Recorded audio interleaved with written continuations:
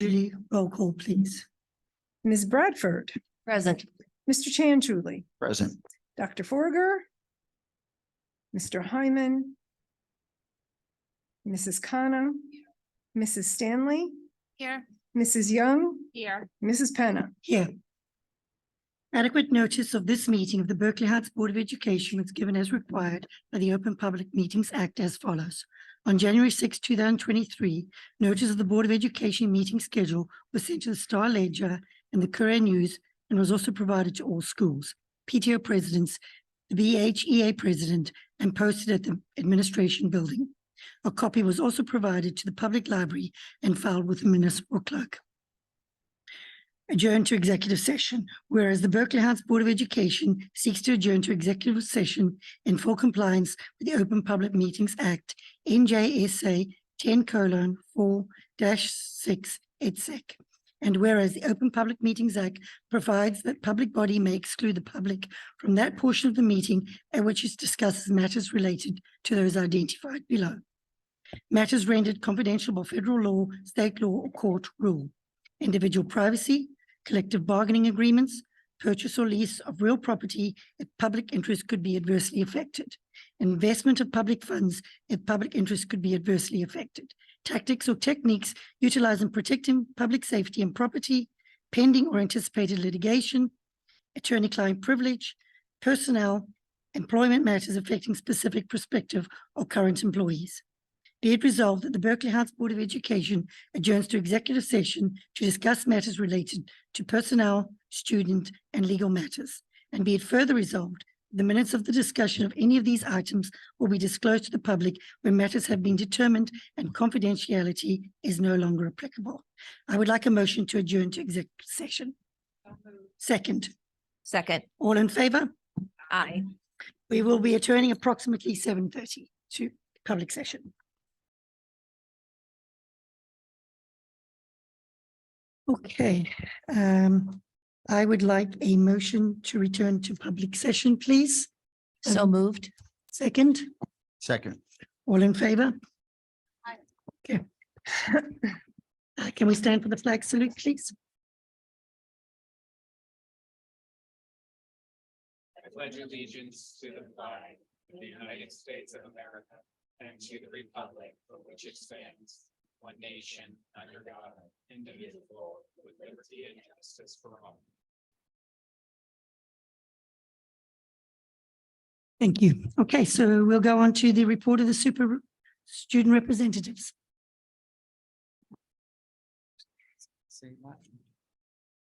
Hello, everyone. As the spring sports start their postseason runs, now is the time to reflect on the accomplishments of all our student athletes. The baseball team is 14-4 and has won 12 out of their last 13 games. The boys baseball athlete of the month is senior George Prevel, who has a 360 batting average, 3 home runs, and leads the team with 18 runs batted in. The softball team is currently 13-5 with a huge win last night against Cranford on their senior night. The softball athlete of the month is senior Kate Grinnell. Coach Lanigan notes her batting average for our last 6 games is .411 with some key moments at the plate. Defensively, Kate has been playing the best I've ever seen her play in her 3 years as a varsity starter. Her work ethic, energy, and grit is admirable. Another accomplishment to note is the milestone of 100 career hits for senior Elise Faxon. Congratulations to Elise. The boys lacrosse team is 8-5 with a huge rivalry win against Arthur L. Johnson on May 9th. The boys lacrosse athlete of the month is junior Brett Peer, who has scored 32 goals for a total of 51 points. The girls lacrosse team is 3-10. The girls lacrosse athlete of the month is sophomore Lahar Chawla.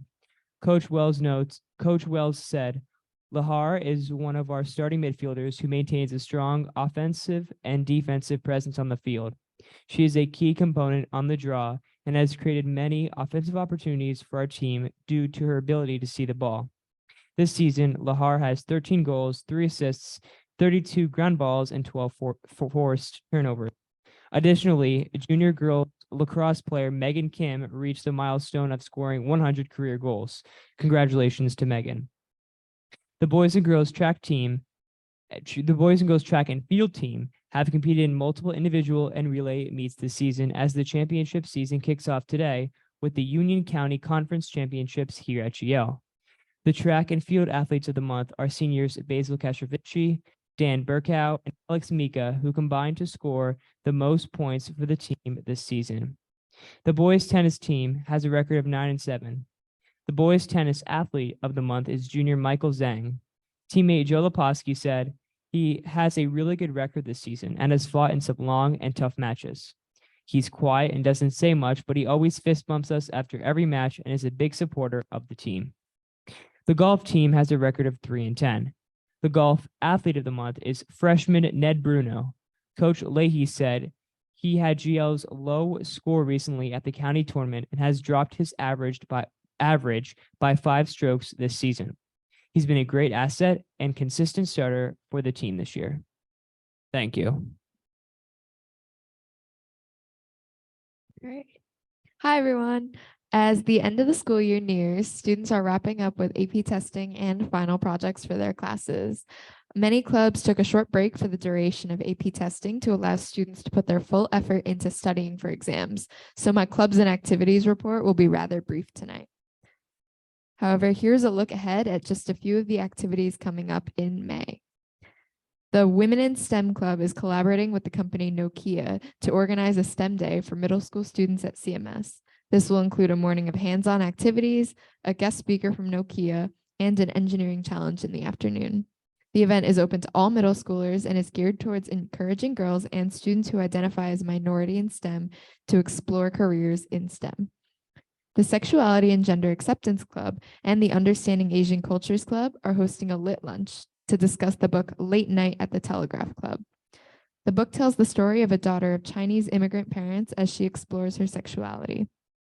GL's Student Movement Against Cancer Club will be participating in Relay for Life tomorrow at Connell Park in Berkeley Heights. The Relay for Life tomorrow will be a fundraising event to help communities fight against cancer.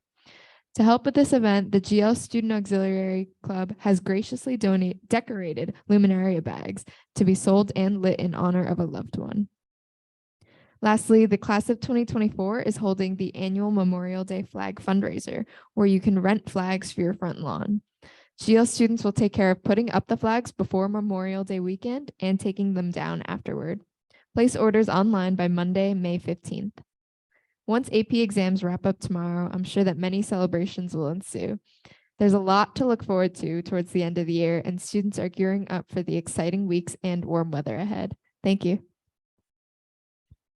Do we have any questions for the student representatives? Catherine, can you tell me the website for the flags? Is it on the school website or where is it? It's not on the school website, but there's some sort of advertisement on Instagram is where I saw it at least. So I I don't also know. put it in my Heights headlines. I can Okay. forward you a copy of that. Okay, Okay, yeah. perfect. Not on Instagram. Anybody else? No? Okay, so we will move on to the superintendent's report. Good evening, everyone. So the end of the year is coming really soon and we'll all be very busy, as Catherine said, with a lot of end of the year celebrations. One of our celebrations will be on June 5th, where we honor our staff members who are retiring, as well as our educators of the year. Tonight, I want to take a moment to honor Mary Beth Kopaz. Mary Beth came into the district 3 years ago and has created such an upward trend for K-5 in this district. She's revamped our curriculum and instruction. Some of our resources and documents were over 25 years old. This is such an important position, and she made it dynamic. She worked so hard with our teaching staff to make the K-5 buildings aligned, equitable, focused on true early learning, and she fought to increase our staff's professional development. She will be missed. She isn't here tonight due to her daughter graduating from medical school, which I think is a pretty important reason to be absent.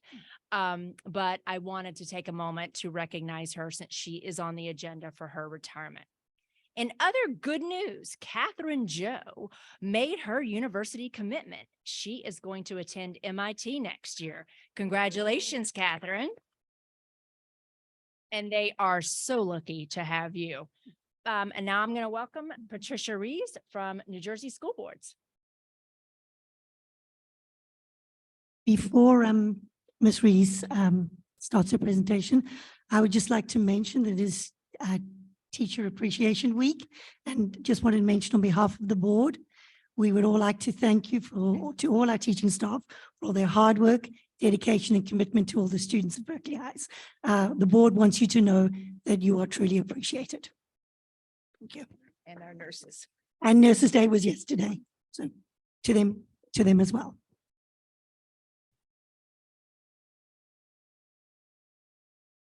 Okay.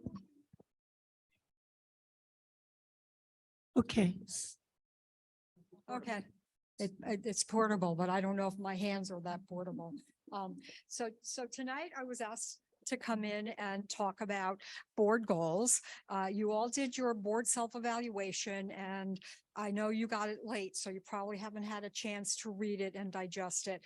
So we'll go through the presentation about what board goals are, why they're important, and moving forward. And if you feel ready, we can start to tackle, if you'd like.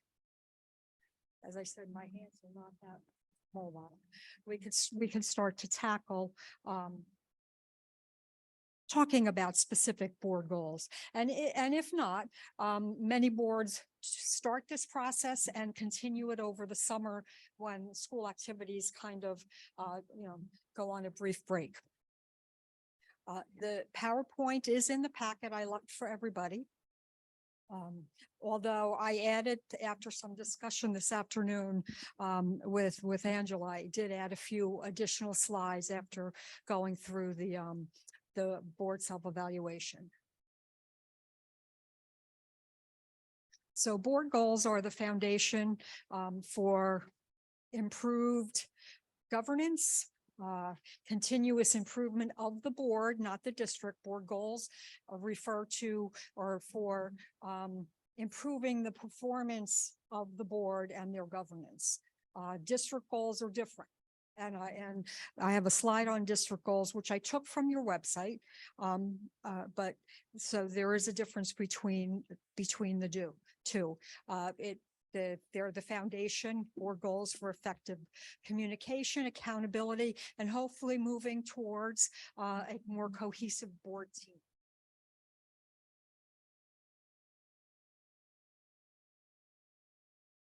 So we'll talk a little bit about board goal development. As I said, the board goals are talk about process and procedures of the board, and they're different from the superintendent or CSA goals, which are personal and professional, and the district goals, which go towards the program, the instruction, the staff, professional development. Everyone owns the board goals. Everyone owns the district goals, and the superintendent is responsible for their completion. The board is responsible to provide for the resources necessary to accomplish that goal. And sometimes district goals are one-year goals, sometimes they're multi-year goals. With different parts of the action plan taking place every month. And then the superintendent goals, personal goals, are derived from the annual leadership skills evaluation when you undertake that. It talks about merit goals, and those are optional, and since they're not really part of the board goals, we'll just put that they're optional. The board the importance of looking at the slide of the board governance process is that it's cyclical. It kind of never ends, right? You talk about board goals, you have board goals, you have action plans, the different parts of the action plans take place, and then you start all over again. And you provide updates for the board, for the community, the updates on progress towards the goals that the board has established. And as I said, I took your district goals from your website, and so we have two slides of that. And sometimes these can drive specific board goals. You have the first one is improve your overall climate of your schools to enhance student interactions and to provide a safer, more productive environment for our students and staff members. So, and the board's responsible to at least provide the resources for that. And, analyze multiple formative assessment data. As I said, my hands, I need 3 hands. Well, no, because I have notes on my paper, so that's why I need to hold that and the microphone. No, I don't mind standing, because then I'm not behind. No, but thank you. I appreciate that. And I think you have 4 district goals, which are respectable. We actually, when we do talk about district goals, we usually recommend no more than 3 to 4 because 3 to 4 are attainable. 5, 6, or 7 may not be. So some of the essential questions to ask when you're trying to decide on board goals is if there's any professional development that would assist the board in improving their governance skills. What professional development needs when you look at the board self-evaluation jump out at you. And when I read through it, I saw a couple that might come out at you, that you might put into board goals. And do your board goals support the district goals?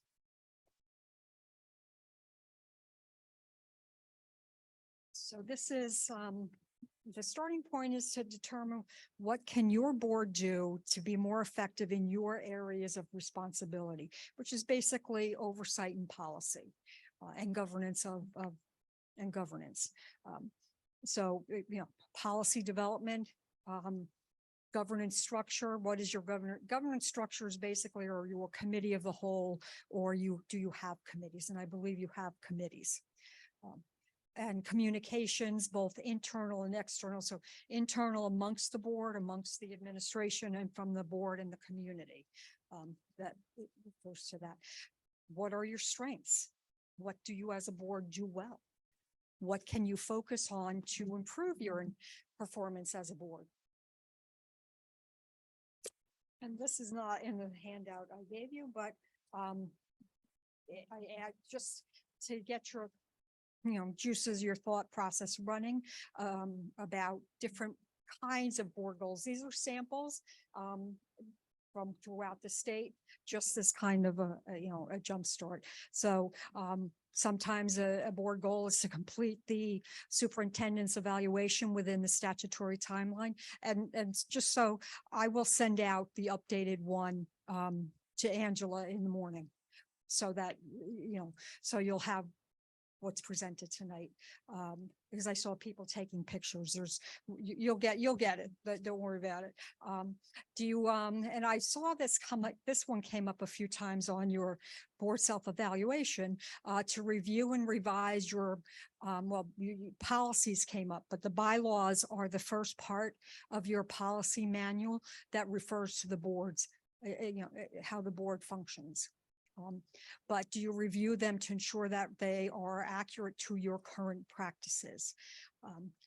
Explore the option of committee of the whole or separate committees, or as any other different kind of committee structure that you may think of. And some talk about engaging in professional development for the board with 3 to 4 PD programs in the upcoming year. I mean, certainly we provide PD programs, but it doesn't only have to come from us. There's other ways. And this is just once you determine board goals, this slide it shows you what you do. You have the board goal, you have, and it's similar to the district goals. You have a goal, you have an objective, you have the activities that go into that. You have, who's assigned to handle that, what resources needed, what's the timeline, and what are the indicators of success.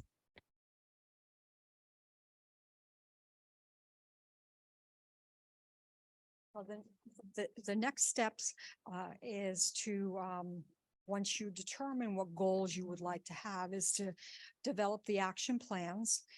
Then you implement the action plans, and the board and the superintendent establish dates for progress reports on the goals. It's recommended that you do at least quarterly progress reports at a meeting, so the public knows where you stand on your progress towards those district goals, those board goals. So this I added because it talks about the your specific board self-evaluation. And just some explanation on how to read what you got. We as the NJSBA considered an average rating of equal to or greater than 3. The scale that you all got to choose from is 1 to 4, 4 being exceeds, and 1 being does not, is not observed.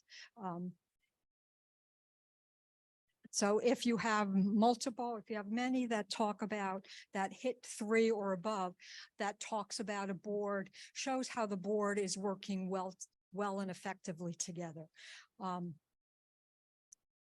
Yours did not have many, 3 or above. And if you look at the, I see you have it, and the bottom, it gives you it well, not that, on the bottom, not the first page.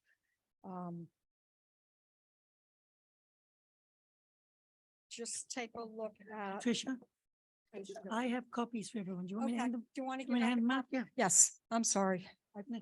You did mention that beforehand and I forgot. it's okay. We did not yet. I'll We put just, everybody's name. we just had it. There were some things that we wanted some comments, we wanted some aspects we wanted the board attorney to review, and they were very prompt with it. I did not expect them to be as prompt as they were. Otherwise, I would have included it in the PowerPoint. I'm in for the graph more than like I know the other one has Yes. like objectives and. Yeah, I did not have time to insert the graph into it. Let me see if, I got one for each of you. That's the graph. Do you have? Yeah. I just put everybody's name on it to make sure everybody got one. It doesn't matter. yeah, because the charts aren't in what you have, actually. Yeah, I'm gonna have to.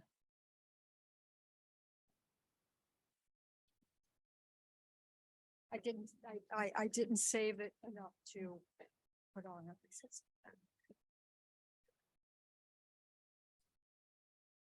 So if you look at, you pull up chart 1. Everybody got? Did everybody get a copy? Yep. You're gonna make copies of the charts? No, they've all got one. I made a chart copy for everyone.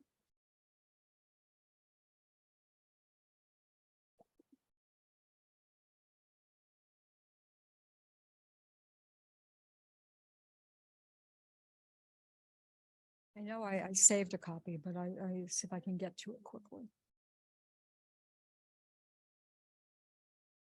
And I I have to get you on the guest network.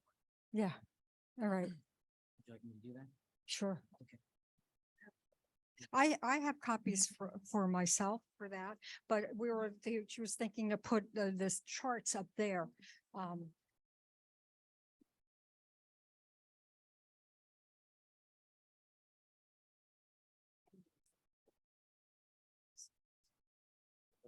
Yeah, oh, I need to get the internet. I don't have the internet access right now.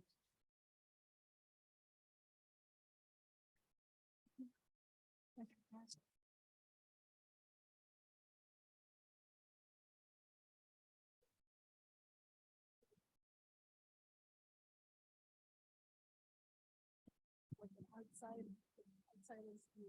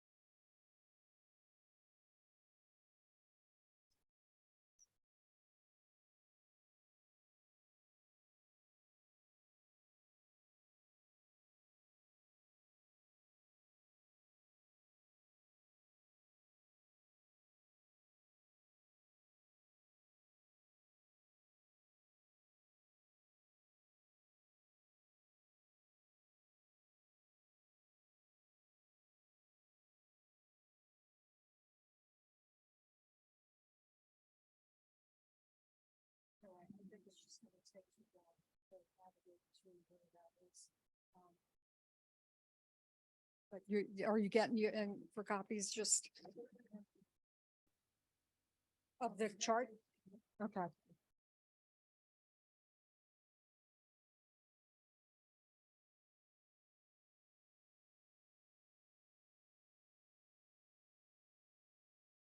There we go.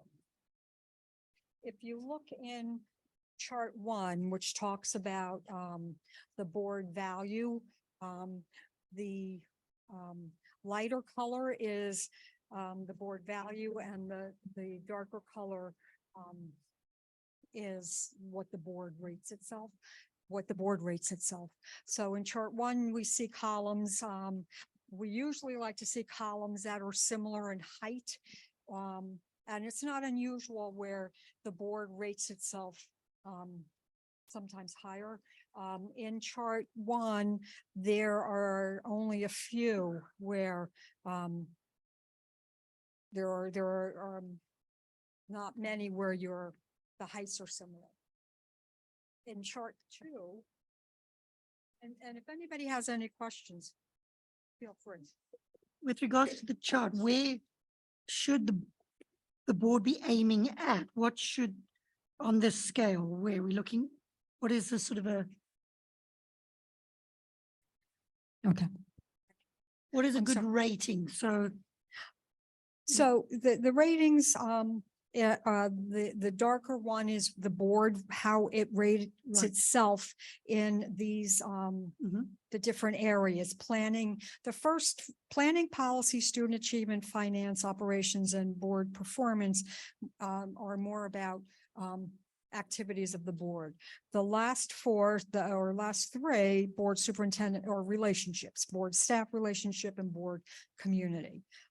And the fact that the lighter blue is the value. So the lighter blue is what board members rated how important that was. And so, but then the darker color, and mine's in black and white. So I guess it was, It's gray and black. the gray, and then the blue is how the board actually rated, board members rated the board's performance. Okay. So we like, it's a more effective board when those columns are similar in height. Okay, but in terms of the number rating, should the board be aiming at a specific, because you've got from 4 to 0? Is Well,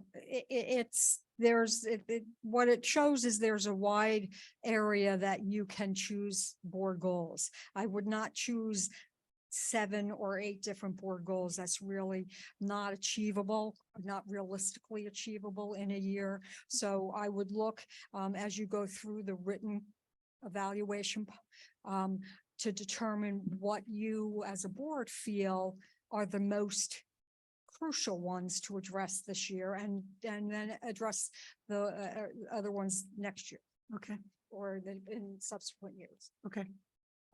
So Patty, you're saying where we have a gap between the value and what our, that's where we should be concentrating. Right. I mean, it's great that everybody really feels similarly on how important each of those values are. It's nice that they're up closer to 4.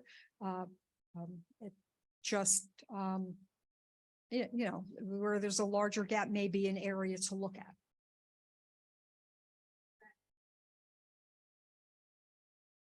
So I think it's interesting that when we look at the individual charts, it sort of has almost the opposite, if you will.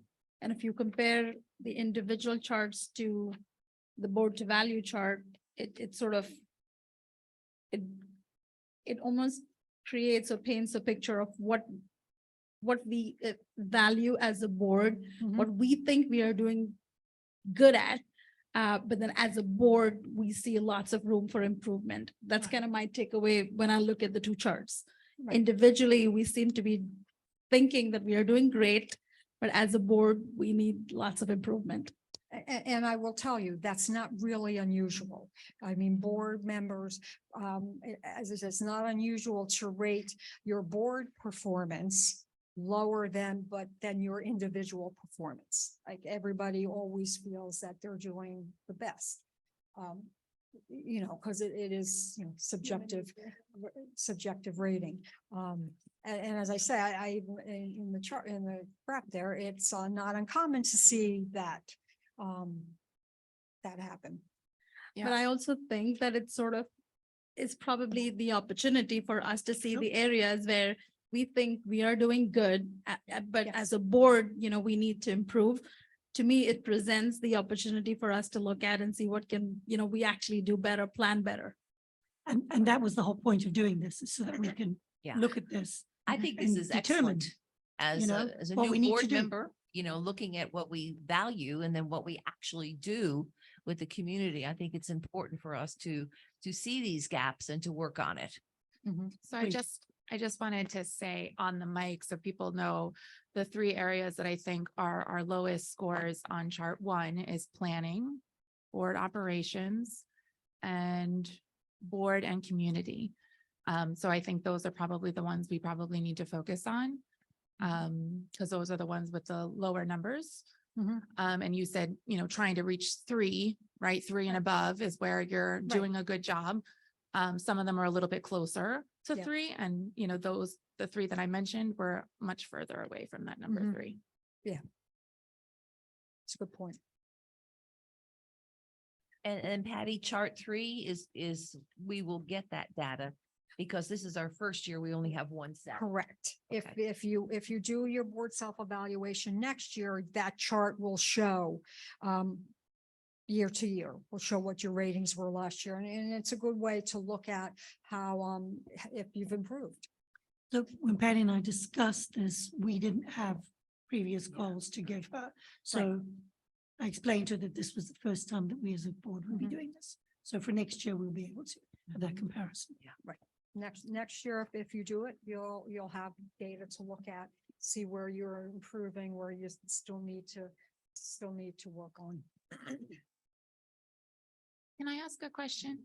So one of the ones that we're low on is board operations. And when you look at that in the evaluation, it's really talking about committee work, right? Because we're a board of committees. And I know a lot of the comments seem to be about having trouble working in committees, that it's not necessarily that's where the work gets done, right? Right. When we come here, we're voting on an agenda that most of the committees have already worked on, and then shared the minutes and whatnot. So the agenda, usually we kind of know most of it, right? Because we've worked on it in committees.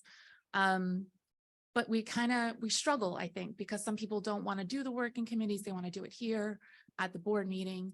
How do we kind of get on board on that? How do we really get everybody to understand that the work has to be done in committee? You're right. The working committee, you can get further into the nitty gritty of it. And you don't have, you wouldn't have, you'd have a small group of the subset of the board, usually working with an administrator as designated by the superintendent. I mean, ways to help the rest of the board come on board, or feel that they've got enough information from the committee is to, before the committee meeting, share the agenda with the full board. And then if anybody has a question or a comment, they can contact whatever your procedure is. I would recommend the chair. The committee chair. Yeah. And express your questions or whatever your thoughts on it before the committee meeting. And then after the committee meeting, have the minutes sent out to everybody before it's like not in the pack or in the packet before you're going to vote on that issue. And if there's no voting issues in committees, still send out the minutes. And if people have further questions, members have further questions, they can ask the chair of that committee. That doesn't preclude them from saying, I think my question is an important question for the community to know. And so give a heads up to the committee chair and the administrator that you're going to ask that question in public. This way they can give a thorough answer. as opposed to asking, not having the information ahead of time and asking them on the spot. They're not going to be able to, they're Yeah. likely not going to be able to or want to answer without having the opportunity to have, a thorough answer. Yeah. So Patty, you're saying that as committees are progressing throughout the month, we have questions and we can still have a further question. So if I have questions on a committee that I've asked, then I can still ask them during the public meeting, but I've let the administration know and other committee members know, so they're able to answer it. Correct. Okay. I mean, the committee The chair. committee chair, yeah, Yes. not the other members. It would be the Right. committee chair who would need the heads Right. up. So they have the information to answer. Right, and they would, if it's something the whoever the administrative liaison is, the chair can work with the superintendent and the liaison for that. I mean, the issue is no surprises. It's, you don't want to play a game of gotcha because nobody looks good, right? The board doesn't look good, the committee chair or the administrator doesn't look good. A cohesive team works together. And so getting information ahead of time really is helpful for the board to work together. Have you ever had a board remove somebody from a committee because they weren't coming to committee meetings or they were going to meetings afterwards and specifically trying to do gotcha questions? I think that you would have to look at your bylaws to see if there is a process in place for removal from a committee. But in many boards, the committees are designated by the president. And so whatever the process, if there is a process in your bylaws on removal from a committee, otherwise have a conversation with them. And there could be reasons why they're not attending. Maybe they have work commitments or family commitments or whatever that, there's a variety of reasons Okay. that people don't. Patty, board goals like district goals are open to the public and put on the website, or are they? Well, your district goals are on your website. Right. Board goals can be put on the website. Yes, they can be open to the public, like we're having this discussion tonight. And if we're going to progress into actually starting to talk about board goals, it's a public discussion. So yes, it could be placed on the website. So is it our goal today to kind of identify the areas of opportunity, or I guess I'm trying to figure, in order for us to move forward, do we meet again as a board, or like what's the recommendation or from Well, NJSBA? setting the board goals is a public discussion. So if you're not ready to do it tonight, and I understand because you got the information at the 11th hour. So I understand that you want to read and digest it. Then we could meet again sometime soon, or June or July or August, and talk about board goals. In a work session where I brought the pad tonight just in case, where we would just have an open discussion amongst the board about what goals they would like to see addressed next year. And the board goals are your goals. So it's not, I facilitate to get you to where you can agree on goals, but they're your goals. Whatever you feel is important. So as a board, we've never done this before. Right. So we're looking for some guidance for Yeah. for you to sort of guide us through this process. So we did the evaluation, obviously, and you're talking about goal setting. So in your opinion, what do you think our next steps need to be in order to be proactive to make this happen? So I think it will be very helpful to read through everything in the board self-evaluation, look at the ratings that you've given, look, because if you've had a chance to at least look at it, and you've done it. So, there's lots of different sections for each in policy. I think there were 9 different questions you answered.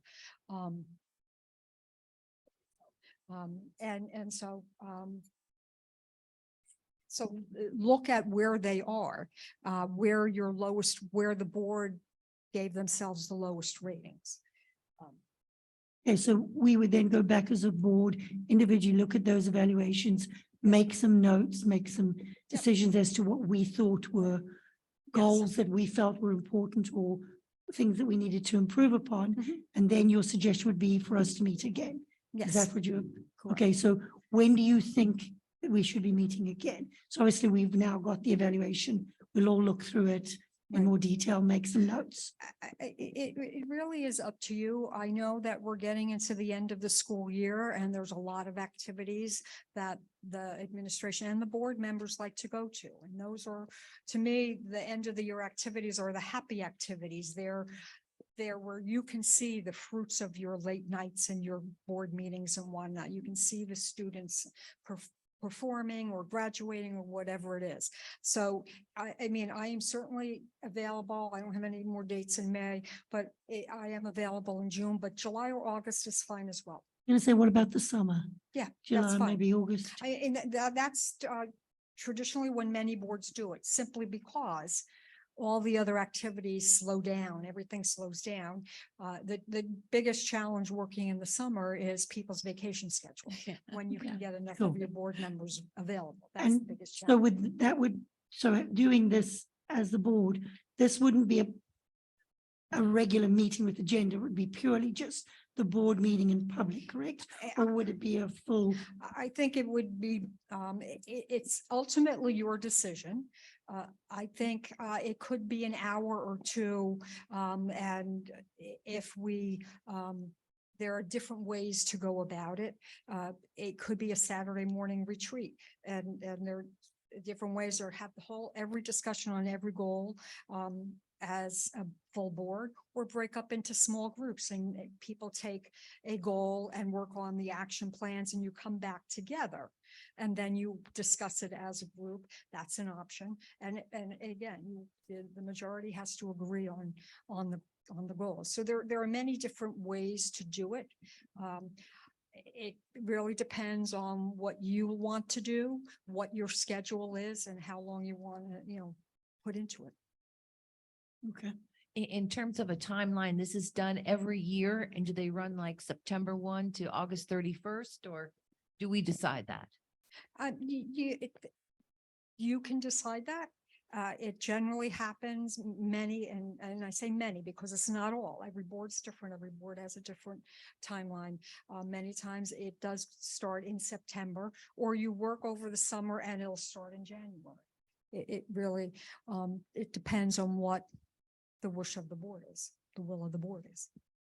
But if you do the board self-evaluation, it's very helpful in determining and what your goals should be. Like for this year, you see where you as a board felt you needed the most work. And then next year, if you do the board self-evaluation again, you'll see the year-to-year comparison. So you'll be able to see, oh, well, we made progress here, so we don't need to do that anymore, or we want to take it to the next level, or we want to focus on something else. It really is. Every board is different. So it really is what it is that the board wants to accomplish. Okay. So the suggestion seems to be that we all go back, look at the evaluation, make some notes. And then I'll reach out to the board and we can figure out a time, maybe in July when the board, I'll talk to the administration, find out when we can come back. Because administration Sure. could be part of it. Absolutely. And figure out when we can have a time to have this discussion with the Right. evaluation. I mean, because I did make notes, my thoughts on it, and I'll just put them briefly out there. Some of the areas that I thought that I saw mentioned most frequently are communications, both amongst the board and with the public, board operations, and goal setting, which is what you're doing now. Those are the things that I saw crop up most frequently, but I don't live here. You do. I'm not at every board meeting. You are. So if there's other things you want to focus on, that's all well and good. Because as I said, these are your goals. Anybody got any more questions for Ms. Reese? I just think this is an excellent first step. To getting I a agree. cohesive board and working better with our community. So we all on board for meeting sometime in July. I'll get back to the board once I've discussed with administration and we can have a more in-depth conversation. You all on board? And I would just like to echo what Gail said, that this is an excellent first step. Everybody has to take a first step. And this is an excellent way to do it because it gives you the data. Everybody did it on their own. It gives you the data and gives you something to work on from year to year. So I do applaud you for this year starting this process because it really will help the board and the district, help the board govern much more effectively and be more impactful. Thank you. And I really appreciate you, advising us and helping us because we've never done this before. So we really didn't know where to That's fine. start. Yeah, that's So fine. thank you for the guidance welcome. and, helping us through this process. And I know as we go through it, next year we'll get better and Oh, and obviously we'll every get year better it'll and- get better, get easier, and you'll get the hang of it more. The first year is always the hardest. Actually, the first and second. By the third year, then you'll be old hats at it, and you'll be able to you'll go through it much easier. Well, thank you. I really appreciate you You're giving welcome. up your time You're to welcome. come here tonight and You're welcome. talk to us about it. Thank Thank you. you. Thank you so much. And that concludes the superintendent's report. Okay, do we have any committee and liaison reports from the board? I have some liaison reports to add. The town council met last Tuesday, Berkeley Heights Town Council. They discussed vacant and foreclosed properties here in town. They also discussed lead paint in residence homes and the requirement coming for a lead safe certificate. They declared June 2nd, 2023 as Gun Violence Awareness Day and encouraged residents to wear orange to support the initiative by the group Moms Demand Action. They declared May Asian American Native Hawaiian Pacific Islander Heritage Month. They did honor some local EMS community residents for 50 years of service.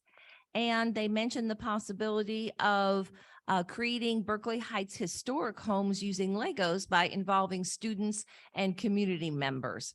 They also discussed the tax revenue coming in from the new housing when it's completed in the next 2 years. The Recreation Committee reminded everyone of the Memorial Day Parade on Monday, May 29th, with free refreshments following. We're going to be highlighting our Berkeley Heights veterans by wearing red, white, and blue. Contact the Rec Commission if you would like your group to march. Summer and the library programs are continuing, and you can check the town website. And then the Union County Educational Services Commission shared their school's leadership programs, what the teachers did for their PLCs. And they invited the public to visit the newly renovated school, Lambert Mills Academy, which was damaged by a recent storms. And that concludes the liaison that I have. Thank you, Gail. Sorry, I have just one. We had our last anti-bullying meeting, our HIB meeting yesterday. And I just want to say that I'm really proud of the numbers that they were able to give us this year. So first, I'm going to talk about how we have new staff training coming up this summer. So any of our new staff they'll be introduced to the HIB policies and exactly how they are implemented. And then we're also going to have a refresher for staff to make sure that everyone is on the same page. I think that Madison and Mr. Moriso have done a really great job at trying to really help the staff through the HIB process as it continues to change. And HIB is so difficult because right? It's the students, right? And this is a learning opportunity, but it's also a legal thing, right? Like for the school, we have to legally do it. And so it is a really tough thing. And I think our professionals work really, really hard to make sure that they are professional through it and that they're being consistent. I know that was something that they were really concerned about last year, and I think they were able to accomplish that. As far as the numbers go, so right now, as of May 2nd, we are at 22 confirmed HIBs. Last year, we were looking at 44 confirmed for the year. So that's a pretty big difference, and I'm pretty impressed. The biggest drop was in CMS at our middle school. We did see a big drop in that. So I did talk to them a little bit about what they thought was some of the improvement there. One of the ones is that our cell phone numbers went down as well. It went from 11 to 4. When you're talking about internet bullying and internet. So we were talking about the cell phone policy that is now in place in the middle school and how that might be part of it and helping our students kind of grasp, what HIB is and what it looks like on the cell phones. And then the last thing they talked about was Challenge Day.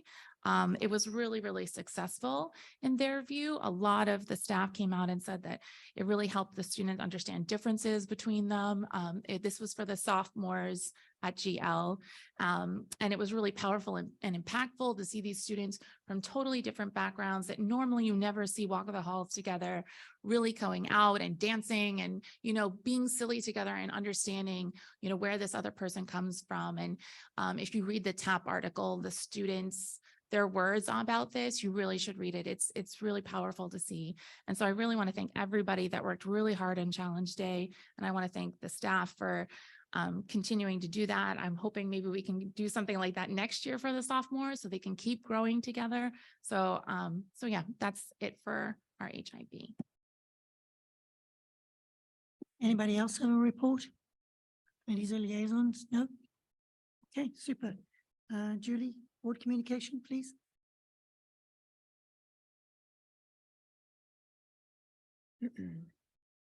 A staff member who was RICed responded to the board asking to have their employment discussed in public.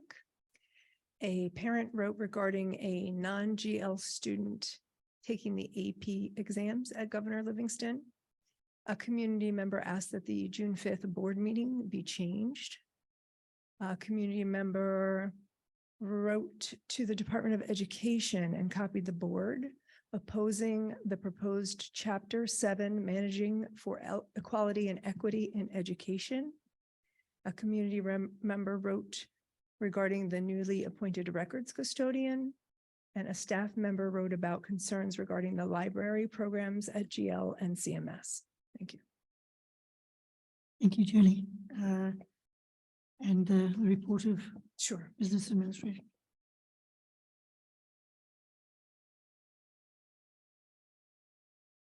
Okay, so I wanted to make sure people had the school board election information. There will be 2 Board of Education seats up for election on Tuesday, November 7th, each to serve for a 3-year term. The candidate nominating petitions have to be filed with the county clerk's office by Monday, July 31st at 4 p.m. I want to just point a couple of things out on the agenda. We're approving a Boy Scout Eagle project. Caden Masanis Patriots Path Troop 368 is going to be creating some seating at the Governor Livingston Snack Shack. Also of note, we have an annual appointment for our continuing disclosures for our bonds, our continuing disclosure agent. That's Phoenix Advisors. They have been doing that for quite a long time. We did have a food service bid. We were up. We had 5 years with the same company, and by law, we have to rebid. So we published the bid on March 27th, a request for proposals. We posted it on our website. It was in the newspaper. And unfortunately, on May 2nd, we only received 1 bid, and it was from Pomptonian Food Services, who currently does our food service. The item, their materials were vetted by the attorney, and we're going to have them on. I recommend that you approve them to continue on as our food service supplier. And as we discussed during the budget season, you will see the new student participation fees. The athletics fees for both GL and CMS have gone up $50. The activities fees will remain the same. There will be a new family maximum of $400. And I just want to point out there is a change order for the drainage improvement project at Mountain Park. Fortunately, the actual construction came in under the bid limit, and there was a $15,000 discretionary project allowance. And the Buildings and Grounds Director spoke with the contractor and requested that a few other items be done. to a total of $12,489.20. That includes prepping, painting, the existing loading dock walls and ramps with a special concrete base paint, which will extend the life of the concrete. They are going to remove and replace deteriorating handrails, guardrails on the loading dock, and also do extra caulking, cleaning and repairing caulking joints, just again, to make the project last longer. So I hope you will approve that. And then just to point out that CMS was able to receive, I'm sorry, not CMS and Mountain Park each received a $500 grant from the Union County Board of Commissioners and to make garden enhancements in their schools. Thank you. Thank you, Julie. Okay, so now we have come to the comment section for the public on agenda items only. Okay. Okay. During this portion of the meeting, district residents and staff are invited to address the Board of Education on agenda action items only. The board requests that individuals state their name and town of residence or school of attendance for the record. All comments should be directed to the board president, and depending on the nature and complexity of the question, it may or may not be answered during the meeting by the administration. If so, the response would occur after the public portion of the meeting has concluded. Although the board may not respond to all items raised during the public forum, all public comments will be considered. The board asks that members of the public be courteous and mindful of the rights of other individuals when speaking. Specifically, comments regarding personnel matters are discouraged and cannot be responded to by the board. Students and employees have specific legal rights afforded by the law of New Jersey. The board bears no responsibility nor will be liable for any comments by members of the public. Please note that if any member of the public becomes disruptive during the meeting, the board president may terminate the participant's statement. Continued disruptions may result in removal from or adjournment of the meeting. Each speaker's statement will be limited to 3 minutes in duration. So anybody who would like to address the board on agenda items, please come up. Thank you.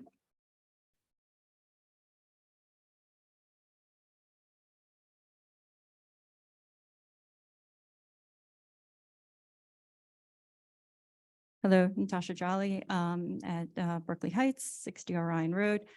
Glad to see that the board goals are being set. This might have been a question for Ms. Reese, but she mentioned that the setting of the board goals is a public discussion, but then she also mentioned a Saturday retreat. So I'm not sure exactly how the two coincide, but I'd be very interested in the public discussion. The second point, I think just a comment to Ms. Stanley's point about doing committee work in the committees and not out in public. You know, the public, I think, benefits from open questions and open dialogue because we are not really privy to the work that's done in committee and not always get the information that is accurate, you know, as evidenced by some of the Oprah requests that we have. So I think that, you know, bringing questions and doing work outside of the committee in front of the public has a lot of benefits and can maybe help you achieve your other board goal of community engagement. Thank you. Thank you. Anybody else like to address the board? Comments on agenda items, please.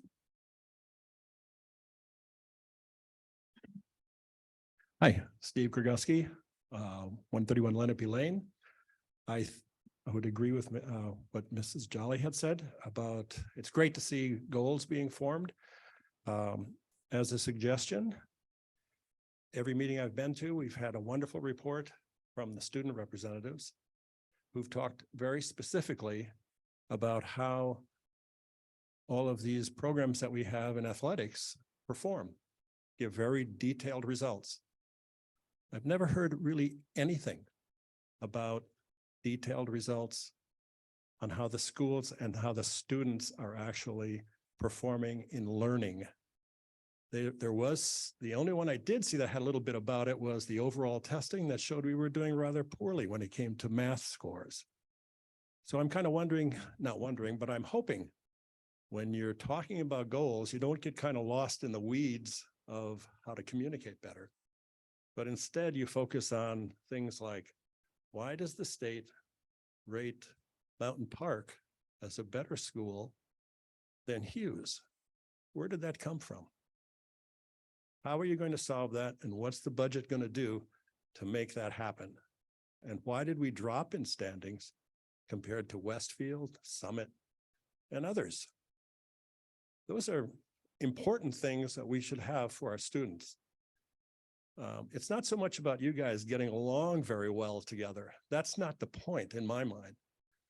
It's the fact that you guys argue about things and come to a consensus to improve things. To me, that's the point. That's where you should be focusing, is how are you going to recognize your own strengths and weaknesses? I had a guy work for me, terrible person, just awful to deal with, constantly delaying everything. We sent him off to QA and let him run project meetings, and he focused on every little detail and made everything work beautifully. People still hated him, but they appreciated the fact that he made everything work so much better. Okay? Thank you. Thank you for your comments. Appreciate it. Anybody else like to address the board on agenda items? No? Okay, thank you. So we will move on to the actual agenda items, and I am going to want a motion to approve the minutes. So it would be the executive session minutes from March 30, regular session minutes from March 30, executive session minutes from April 27, and the regular session minutes from April 27. Do I have a motion? So moved. Second. Second. Any discussion? No? Okay. Moving on to administration. Oh, sorry, my apologies. Roll call. Ms. Bradford, Yes. Mr. Chanchuli, Yes. Dr. Forger, Okey doke. Mrs. Khanna, Yes. Mrs. Stanley, Yes. Mrs. Young. Yeah. Mrs. Penna. Yes. I don't know why I keep forgetting the roll call. All right. So moving on to administration, resolution A through E, all board members. Do I have a motion to approve? So moved. Second, Second. any discussion? I just wanted to thank the policy committee for looking at student transportation. I know it was, it needed to be looked at. It was a little bit behind. So policy 8600. I want to thank you for that. I read it over. You guys did a really good job on updating it and adding in wordage that makes sure that we do what's best for Berkeley Heights students. So I was really happy about that. Thank you. Anybody else? Roll call, please. Ms. Bradford, Yes. Mr. Chanchuli, Yes. Dr. Forger, Okey doke. Mrs. Khanna, Yes. Mrs. Stanley, Yes. Mrs. Young, Yes. Mrs. Penna. Yes. Okay, moving on to education. I would like a motion to approve resolution A through H, all board members. Do I have a motion? So moved. Second, Second. discussion. Yes. Item H, approval presentation, excuse me, by consultant. As I read this, the presentation is to conduct a 504 professional development presentation to district administrators that will include a discussion of legal cases involving 504 disputes, case studies, exercises, and Q&A. The consultant is a law firm. This is for district administrators. And I'm all for training, you know I am. But the amount is $3,500 funded through ESSER 3 mental health funds. I believe in previous years that went through Ashley Janasco, and which is really guidance and counseling. I think that's a little bit more on point. This reads to me as really legally based, and it's given by a law firm, yet it's being funded through ESSER funds for mental health. I primarily, I do have an issue with that, but I think a more basic issue is Do you not have the administrators have an association similar to the New Jersey School Boards Association that could do this for free, regardless of where the funds are coming from? Why wouldn't, and probably in person, probably have materials. I don't understand why we're paying for this at all, much less $3,500 worth, much less from ESSER funds for mental health, when this is a legal presentation. It doesn't make sense to me. I don't know how much of that I can answer. I do know that AJ worked with Ms. Gardner on the use of these funds, and I think the funds will be lost at the end of the year if we don't spend them by June 30th. I know we've had some issues with our 504, so I believe it's a training on making sure that our students, our 504s are addressing the mental health issues that we possibly can within our school buildings. But I'm not 100% on that. I'm going off of an email that I probably read last week. But it's almost as if there was nothing else we could have used these for. I understand you're saying June 30th and we would lose these funds perhaps, but couldn't something else have been used? Couldn't these funds have been used for something else that's closer to mental health from a consultant that does mental health consulting? That's a good question. I'm not sure I can answer that right off the top of my head. It was only rhetorical. I'm not putting you on the spot. I think out loud a lot, so don't worry about it. I agree with Robert. I think he's got some real good concerns here. It doesn't seem related to mental health. Can you tell me if this is actually a permitted use? I assume it is, but did we investigate whether this is a permitted use? Okay. I think in line, let me do that. Let me suggest we just table this and come back to us in a month when you know whether you might have something else to look at. And we can approve it in a month, right?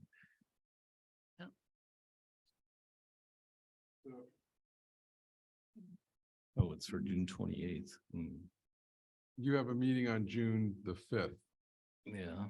So you could, so if somebody wants to make a motion to table item H, you need a motion to table and a second, and then you can table that item, but vote on the rest of them. Okay, I move to table item H. You need a second. Okay, so do we have, so Tom has a motion to table. Do we have a second? Can I ask a question before we move to table it? I think you have to. No. Oh, yeah, no, okay. Now, The motion and then. Second. discussion. So you have to have a second. Okay, now, I'll leave it on. I'll leave it on. Second. so now you can have a discussion with them on the table. And the table is just to carry to the next meeting on June 5th. So would we receive any additional information from Ashley or Mrs. Gardner about the use of these funds before the June 5th meeting? But these funds would be approved or allowed under the ESSER funds. So what additional information could we get from them before the June 5th? Here's what, I'm going to read the email from Ms. Gardner. AJ and I were discussing funds and needs. She has some PD funds that need to be expended before June 30th. Just yesterday, as I navigated one of our mental health legal issues, our attorney commented on the need for more training and support for our admin with regard to 504 plans for students with mental health needs. Our special ed attorney is willing and able to do this training toward the end of June. I realize not all admin will be around, but it's a good time to get it done prior to June 30th. So I'm not sure. I can reach out and find out if there's more information from Dr. Janosko or Ms. Gardner to see if there's more information that can be shared with the board. But they identified a need. For mental health for our students. And I think every school district in the United States can say that we definitely have a need for mental health issues. So this is an addition to the 504 for other reasons, a broken arm or Yes. attention deficit. This is 504s in relations to mental health of our students Yes. that the administrators need a little more training on. Yes. Okay, so we had a motion to table. We had a second. We've had discussion. Yeah. We need to- Wait, I just would like to say something too. I understand more information, but I'm just confused as to it coming from a law firm. I'm not suggesting that they don't, or the training wouldn't be good. It's just, I don't know that it's actually training.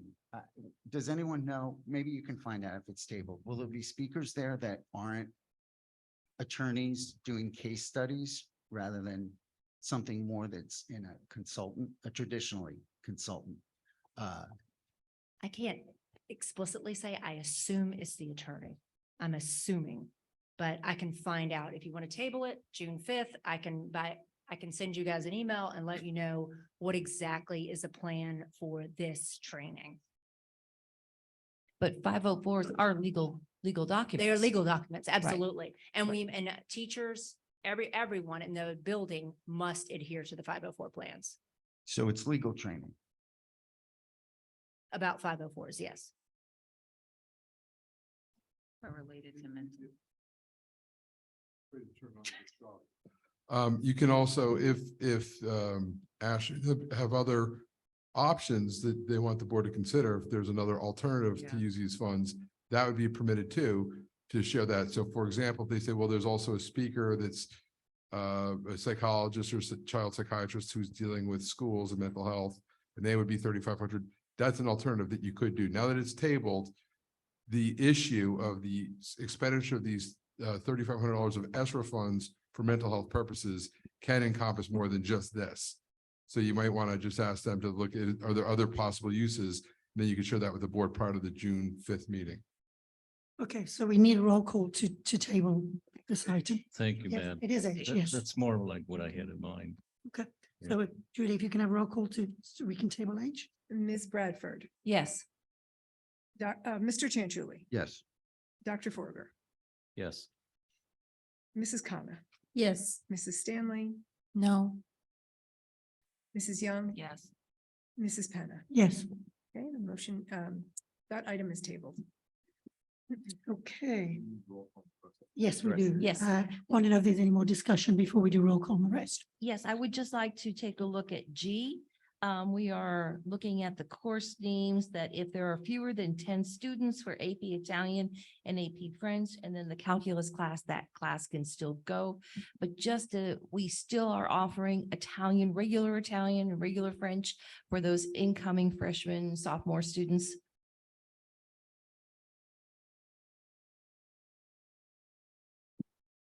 Yes, our world languages still include Italian, French, American Sign Language, Spanish, did I say as well? Yes, those courses are still offered at the high school. The reason why these are on here is because there's a small number of students in the highest levels, the AP Italian and the AP French. We want to ensure that our students have the opportunity to take that AP exam, engage in those studies and all of those pieces. So that's why you see those pieces here. So our languages are still offered. Thank you.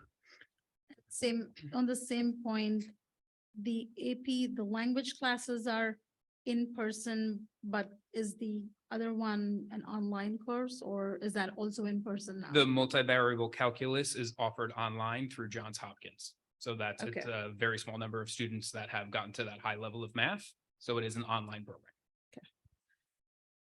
Can we get some more information on number F, the new course that's being proposed? Do you have a lot of people enrolling, a lot of students interested in enrolling? Is that why we're setting it up? This is a special course. If you remember at the beginning of this school year, we needed to create a baking and culinary experience course. This is now a continuation for those students in a very specialized population. So what we're requesting is the ability to write this course so that there will then be cohorts. And I believe at the last meeting, we discussed what this looked like, or at the board committee gave a report about it as well. Specialized population, so that as our students continue to grow, they're provided with the skills that they need to be able to work in retail hospitality, work in baking, work in all of those pieces. So that's what that course is specifically about. And then on item D, where it says approve the learning management platform, what's the target audience for that? Is it teachers? Is it students? It's students. It's our ABA students. Okay, so if we've got no more discussion, we need to take a roll call. Ms. Bradford, Yes to A through G, tabled H.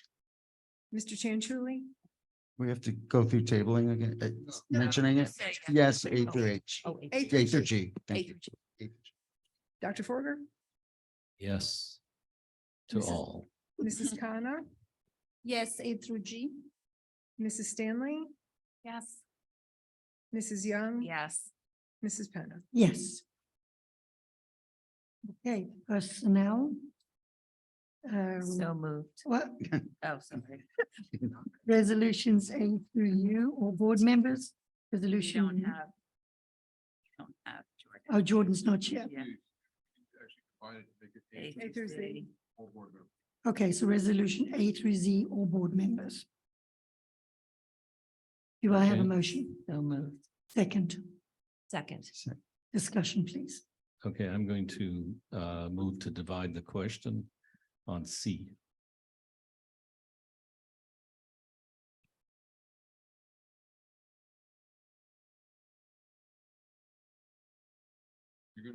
What I'm does that sorry, mean? I wasn't really sure what that was. I'm calling for a Uh-oh. division of the question on C. This one. The assistant superintendent Just and those. then So director. I'm not really sure what you're asking. Sorry. Sure, sorry. I apologize. So sir, you're asking to make this two separate motions. One would be abolish the 1.0 FTE Assistant Superintendent of Elementary Education. And the second question would be 1.0 create a Director of Elementary Education. Is that what you're asking? Yes, it's two separate questions. So we'd vote on each part. Again, this is the way these work is this is a recommendation upon the superintendent to abolish one and create the other. So I don't think you can actually separate the question at this point. If you disagree with it in its entirety, you would vote no. Sure, no, you can, there are obviously two different questions here. One is to abolish a position, the other is to create one. You can Well, abolish yeah, but I both. think the super, just, and the superintendent can speak for herself. Yeah, I think that this is really, it's not really an abolition and replace, it's really changing a title is what you're doing. You're taking the FTE of assistant superintendent and creating a director of elementary education and intervention. So I think that if the goal is to abolish one, so for example, if you separate two and you say, yes, we'll abolish one, and no, we're not going to create the new one, what you've effectively done is reduced an FTE. If that's not the superintendent's recommendation, the board can bring that up under new business. But if the board votes to no to this, that's fine. I've never seen, unless the superintendent is recommending to do that as two separate questions. no, it's a parliamentary procedure. It's actually not even a debatable question. You just do it and vote on it. It's not even up for debate. I just said, I've never seen this before because again, Well, there's always a first time or, Yeah. whatever, but I'm saying I want a separate vote on each part. There's no need to have both positions, or you could say abolish one and create the other like she wants to do, or you could say abolish both but yeah, or whatever. But There's no, sir, you're, they're totally independent. well, what you have here is this is a recommendation upon the superintendent. If Yes, she's not recommending to separate these two, where one can get abolished and one doesn't get replaced, if she says that's not my recommendation, then her motion is not being adhered to. If the superintendent put it on as two separate motions, that's fine. Remember, the way these things work is it's upon the recommendation of the superintendent. If my point to you is that you can't do this as two separate questions because the superintendent didn't separate it in that fashion when creating this agenda. So at this juncture, it should be, if you don't want to create a new position, you would vote no. If your goal, if what but you're, then if what that you're, means the other position survives, right? so if this is a no vote, Yeah. if it's a 5-4 no vote, Mhm. there will remain an assistant superintendent of elementary education. If by separating it, the result is you abolish the assistant superintendent of elementary education, and then there's a vote to not have a director of elementary education. I don't believe, and Dr. Raleigh can correct me if I'm wrong, I don't believe that is the superintendent's recommendation to reduce this position overseeing elementary education and intervention. Would you say though, would you agree though, the board has the ultimate authority here? The board As to ultimately what has the positions authority, but that would exist? be a separate, that would be a completely separate. Yeah, but you Vote. agree the board has. the ultimate Absolutely they do, authority. just not on this, Okay. not doing it here. If the board says, we want to abolish, we want a motion on the thing under new business, I want to have a motion under new business to abolish the assistant superintendent's position and not create another one, the board has that authority, absolutely. But breaking this up, this is the superintendent's recommendation. So that's something you could do as a separate motion under new business. Just to abolish, so for example, I guess it would depend on his votes, but the superintendent did not recommend breaking this up into two positions. I'd still like a separate vote. And I still call for the division of the question. Do I have a second on that? Second. Okay. No, I would, you know what, at this juncture, they're asking to separate this into two questions. Again, this is not the is this your recommendation? It is not the superintendent's recommendation. Okay, so you guys are separating a question that's not the recommendation of the superintendent. Do a roll call, Julie, to see if the rest of the board agrees with deviating from the superintendent's recommendation. Ms. Bradford. There's a point of order, though, point of order. I think that stops everything based on what I read. Point of order. Can we do this or can't we? According to Matt, we can't. Well, point of Well, order. so when you create an agenda, there are certain items on an agenda that the board has the right to just vote on. They don't need the superintendent recommendation. This is a resolution based upon the recommendation of the superintendent to basically create a new position in lieu of the assistant superintendent. I understand everything Right. you've said. So I'm I just don't talking think, about this vote. I don't think I've said I've never seen this done before. I've never seen a motion separated before. I've been at thousands of meetings. My recommendation legally is if you don't agree with this, you vote no. If you want to bring up a separate motion later on in new business to abolish a position, the board is free to do that. No, I understand. I was asking if we can as a point of order, or can we not? Is it something we can do? This vote? You know what? I can't tell you for certain. My guess is you cannot do it because it is not the resolution that the superintendent's recommending. If you don't want to do this, make a motion to table it and it can be done at a future meeting. This is not something that is urgent and it can be done that way. Okay. Madam President, I don't feel comfortable voting on this. This seems, right, like I don't want to have to take a vote on something that we know is not the superintendent's recommendation. So either you vote no or you vote to table it. That would be my recommendation. But again. But the president of the board didn't even ask for a second, right? Like that's. Right, like a board member went and did this themselves without asking. for a second. I've already given my advice. I don't believe a board can separate this into two separate questions. That's not the superintendent's recommendation. Dr. Varley's already made that. She is not recommending. I'm sorry. She is not recommending separating the two. But I didn't say certainly- to vote that way. It's No, no. it's How do certainly, we vote at all now on this motion then? You're not voting on a motion. You okay. had you're voting on the agenda item. The motion to separate and the second, based on my opinion, can't be done because that's not the superintendent's recommendation. I've said Okay. that. So that's my question. So the motion and the second, No, it's not a motion to table. there is, okay. There's no, Sorry. the action that is before you is a superintendent's recommendation. I understand. If you don't like the superintendent's recommendation, you vote no. You don't have the power to say, we're going to change the superintendent's recommendation into two separate items. That's not her recommendation. Okay, if we don't have the power, then we can't vote on that. You can vote on what's before you. No, Yes or I- no, I or would you can still- vote to table it. with all due respect, I have to You- disagree with the legal advice here because this is strictly according to Robert's Rules of Order and that's in our bylaws. We follow Robert's Rules of Order. So just a parliamentary thing that you're allowed to do So- on any motion That's, can be separated. sir, you're incorrect. So Robert's Rules of Order is used to supplement.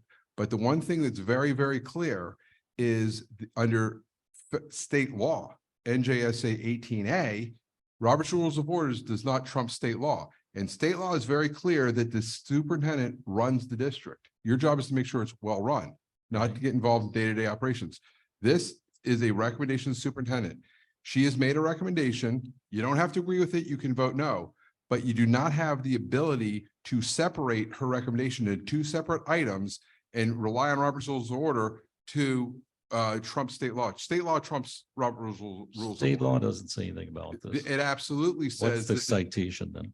Well, sir, I don't have 18A citation, but what I can tell you is if you look at the code of ethics, it says that you shall vote on the recommendations of the superintendent. It doesn't say that you will break up the superintendent's recommendations. So if you guys are uncomfortable with this, make a motion to table it or vote no.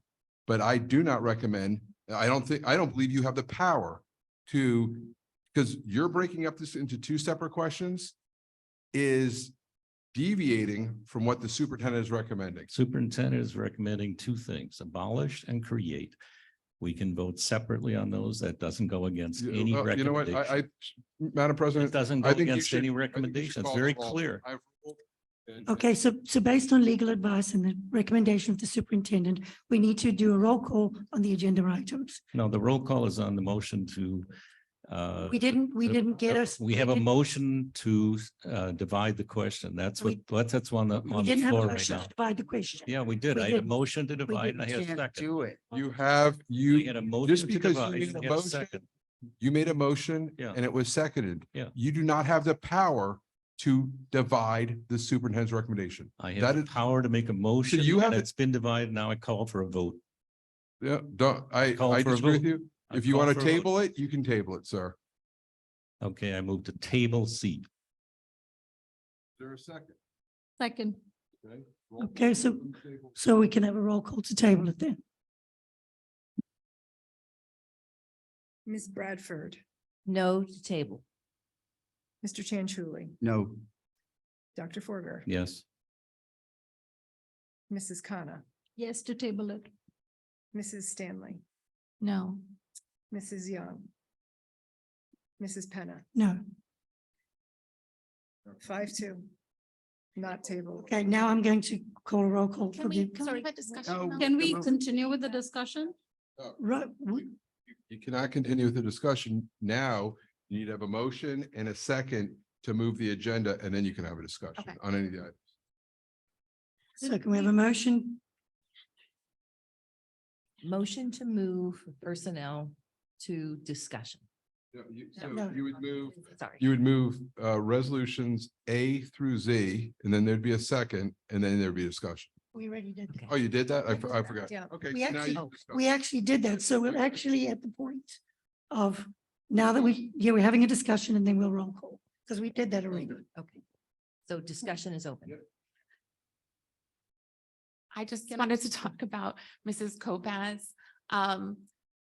When I saw this, I was devastated because she has been here a small amount of time, but our students will feel her presence for years to come because of all the work she has done. She really is amazing. You know, people question the assistant superintendent and whether Berkeley Heights needed it, but Berkeley Heights needed her, right? Berkeley Heights needed an elementary head. And I really, really appreciate all that she has done. I've loved working with her on the curriculum committee. And she is a very strong woman with tons of educational background. And I just thank her for all the time she's given to us. And then we're also losing a couple other personnel that I know are amazing stars in Berkeley Heights, and we will miss them very, very much. But I want to thank you for their time as well. And then I wanted to just say that I was glad that we were able to find a replacement so soon for the payroll specialist. So I think that, thank you for working hard on replacing that quickly. I would just like to piggyback on what Pam said about Mrs. Lopez. She will be a huge loss, in my opinion, to the district. She's done a tremendous amount of work from K to 5 since she's been here. And it will be a big loss for the district. So it's bittersweet for me. I congratulate her on her retirement, but I know we're going to miss her terribly for all her work. Any more discussion? Yes, I have worked with Ms. Kopaz as a previous staff member and know the contribution that she had made to professional development at the elementary level was significant. I agree with abolishing the superintendent, assistant superintendent, but I feel we need a director of elementary education to continue this. And I'm afraid if we don't pass this tonight, then the staff development that needs to take place over the summer with curriculum writing in terms of our word study program being implemented will be lost, and the staff will be unprepared when it comes to September, the elementary staff, if we don't continue with this position. So my comments are creating a new director would fulfill this, and I just want to make a clarification that the director of this position is accountable, supervises the principals of the 4 schools at the elementary level? No, that is one of the reasons we made Ms. Kopaz an assistant superintendent. So they would be on the same level, a director and a principal on the same level. So the supervision of the principals would then come to Dave and I. We would split those up as we currently split them up now, but we would split them up even more so amongst the 2 of us. So the evaluations and observations would all go to the assistant and the superintendent for the principals in the district. Yes. So this is like a supervisory position equivalent to the principals who would work collaboratively with the 4 K-5 principals, work collaboratively with this director in enhancing the program and curriculum Yes, absolutely. and professional development. Yes, and making sure our curriculum is constantly up to date and the resources. That is one thing Mary Beth brought, is the constant influx of new resources and making sure that the teachers were involved in the homework policy and the new report cards and all those things. And it's something that, in a K-12 district, K-5 usually takes the back seat because 6 through 12 is such a force. It's such a force to be reckoned with. So, that I do believe this is an extremely important position. I believe K-5 is just as important as 6 through 12. I was at many of those meetings for that. And yes, I know the value of them. So if we do not approve this director position, then our K-5 students may suffer academically in terms, and then our staff, our K-5 staff would not have the curriculum support that they need to start the school year in September. Yes, you're correct. Can I ask a question just to piggyback off of that? Oh, sorry. So I want to echo the comments about Mrs. Kopaz. I think our district is really losing somebody valuable who's been helping our students K-5. And that's the reason it confuses me even more that we are now abolishing the position, a position that has worked well, where there is an accountability from the principals to the assistant superintendent. We seem to be going the other way. We seem to be bringing in roles that are probably more ceremonial than working with the district principals to actually make an impact in the classroom. So it's unclear, based on the information that I saw in email, it's unclear why we need to abolish a position, create a director position. It's not adding up for me. So Ms. Kopaz's position, well, it was the director position, was what we had initially. We moved it to an assistant superintendent's position. We have heard community feedback that 2 assistant superintendents is a lot for a district our size.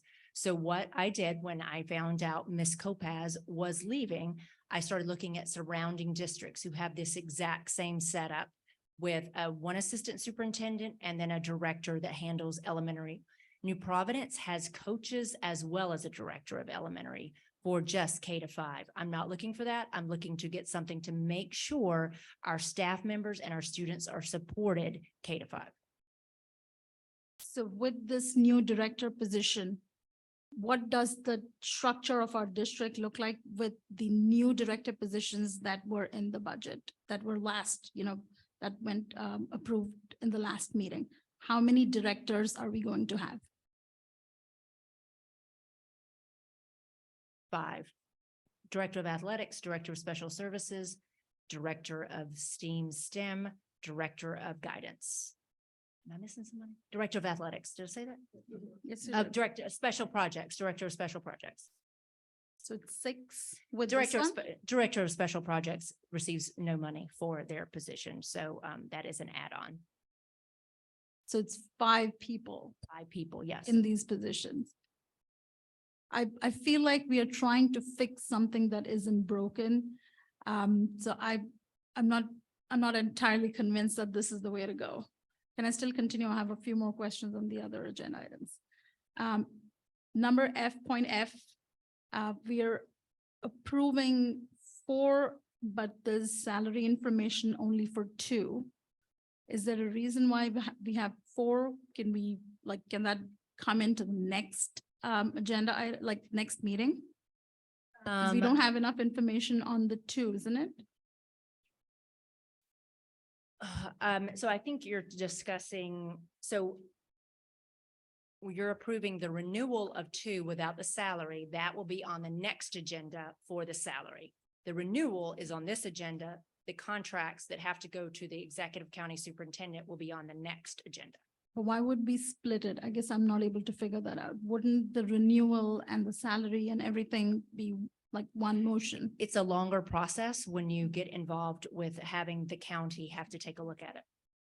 She's talking about. I'm talking about F, Angela.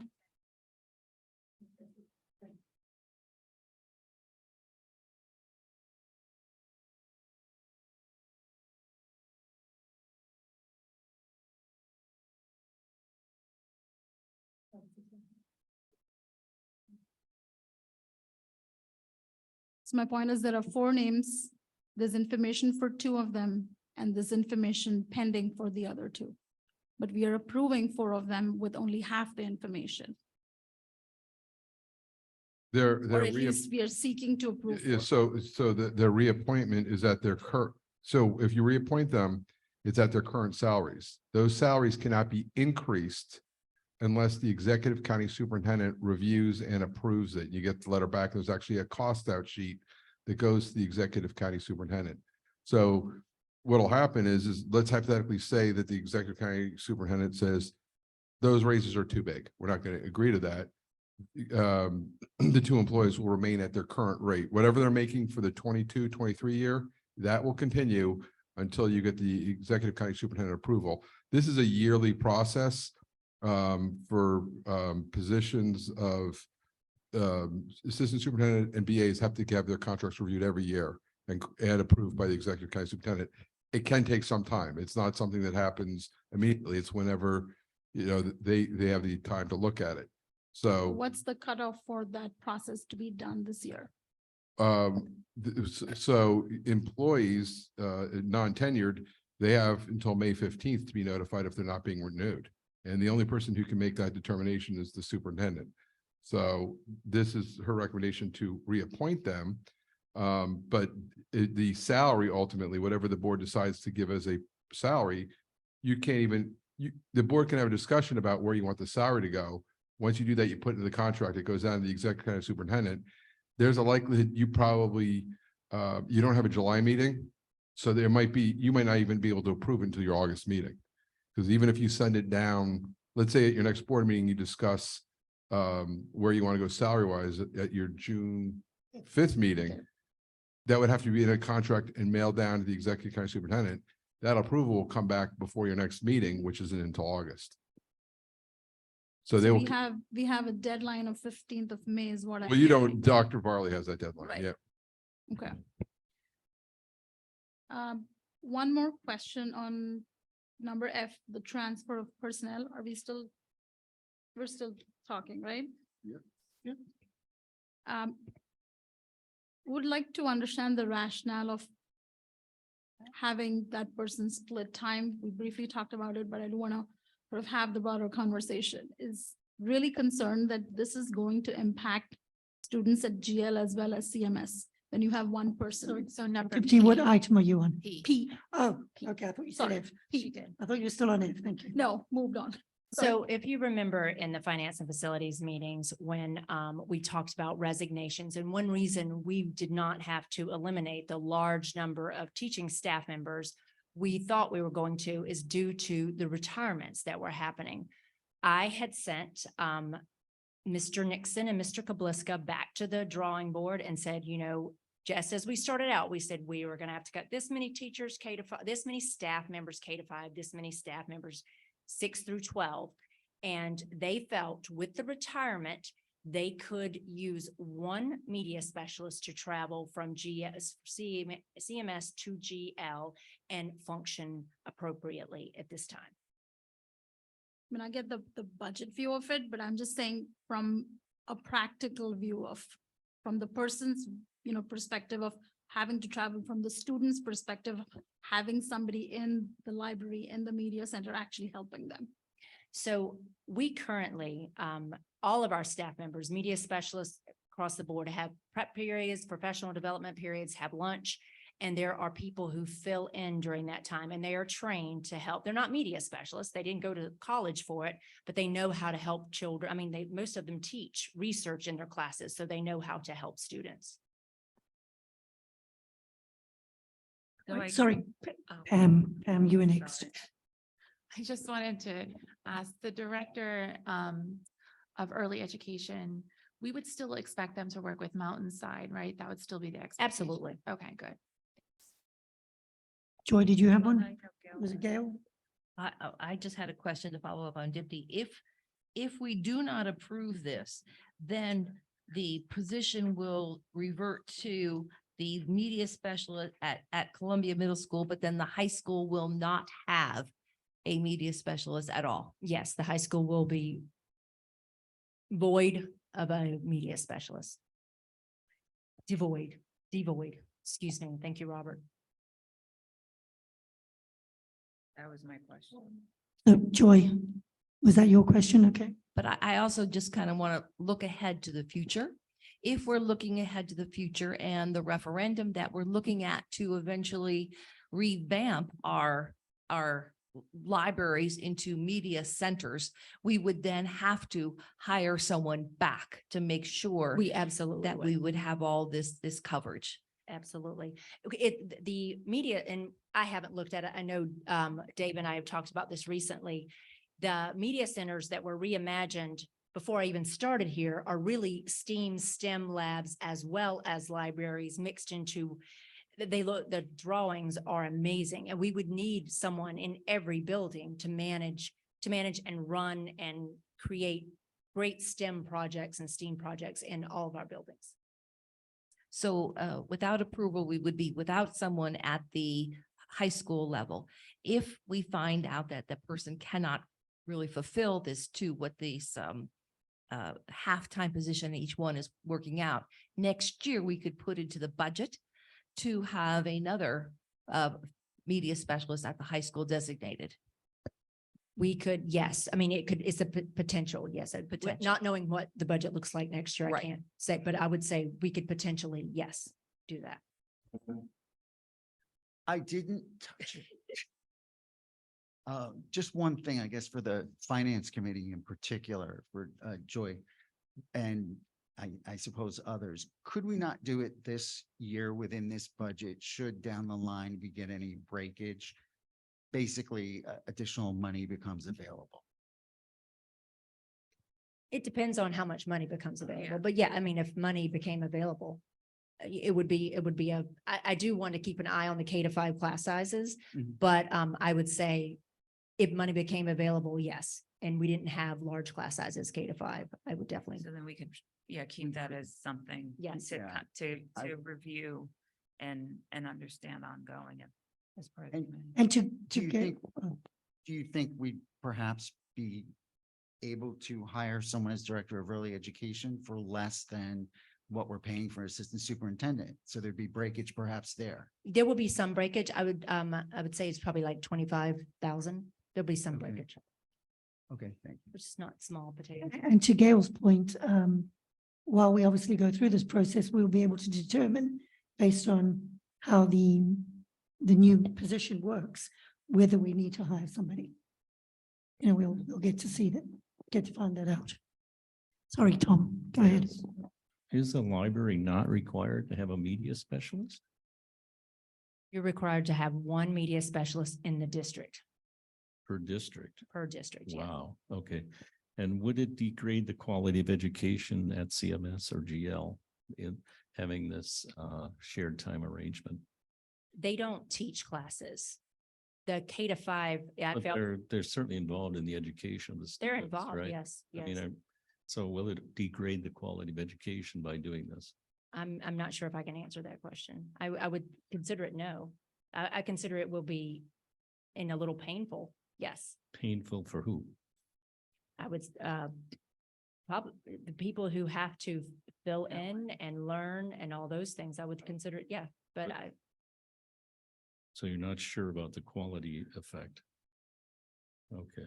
The one thing that I think everyone should know, though, is presently, even when you have a full-time media specialist based on their contractual release time between lunch, professional period, and prep period, there's 3 periods every day that they're not in the media center. So you have other certified teachers who are very gifted and can assist students during that time. That's already happening 3 periods every day in each of your media centers.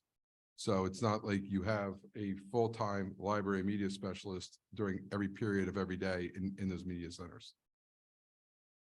So to that point, how will this arrangement be any better or actually make it worse? Because now you have the one full-time person, they have those 3 periods, right? How is this single person going to split the time between CMS and GL? Does that mean they don't get those three periods? No, they get those 3 periods. Those are contractual periods. They get those. If they lose one of those periods, you can actually compensate them. So if it turns out they're in the contract, there's a provision in the contract, when you miss a prep period, you get paid. And I believe it's like $35 or $40 for a missed prep. So if this individual, I don't know, is caused to miss their prep, they would have to get paid an extra $35 or $40 for that missed prep. And where does it travel back and forth factor into this whole arrangement? it's all in the teacher's contract. mean, We have does- multiple teachers who travel back and forth from schools, especially CMS and GL. They share a lot of teachers. Right, but this individual, the person who's in this role right now, either at CMS or GL, at CMS, that person is not doing this today, right? They're not. They're not doing it today. They get their 3 periods to prep and so on and so forth. You're asking them to go back and forth between 2 locations. Where is the travel figure in those 3? Is that 3 plus travel? Do they miss their professional period with the travel? I don't know what the contract says. I know the supervisors all work it out. Like we have many teachers who travel between CMS and GL. And so it's all worked out through the contract. I don't know the ins and outs of it. Yeah, or how it works. my understanding of professional periods is it's not theirs. They don't get paid if they miss a professional period. Professional period is something, so for example, teachers have duties. I'm imagining this person has a duty as a teacher. So what they very often do is say, instead of having a duty period where you have to go to the lunchroom or whatever, we won't assign you a duty period. That will be your travel period. So that's how very often it's done. I don't know the specifics. Is that, so just because we are making a decision or being asked to make a decision on a specific person in a specific position, we really need to know a little bit more, isn't it? Before we can, like, I feel like there isn't enough share for us to know what's going on That's here. an administrative decision. When I tell you, we have multiple teachers who do this from CMS to GL. I mean, I wouldn't even know how many off the top of my head, but the schedules come past and I see like we've got GL, CMS all day long. So but it's an administrative decision. It's not a board decision. It's your decision on whether you approve the transfer or not, but it's not your decision on how their schedule works. That's all contract based with the union and the Board of Education. Okay, I'm a little confused here because Hold on, can we, Yeah. right, I- Tom, I just everybody have a- put up their hand. What? Go ahead. Okay, so as I understand, this was all triggered by somebody, the media specialist at GL retired. Is that right?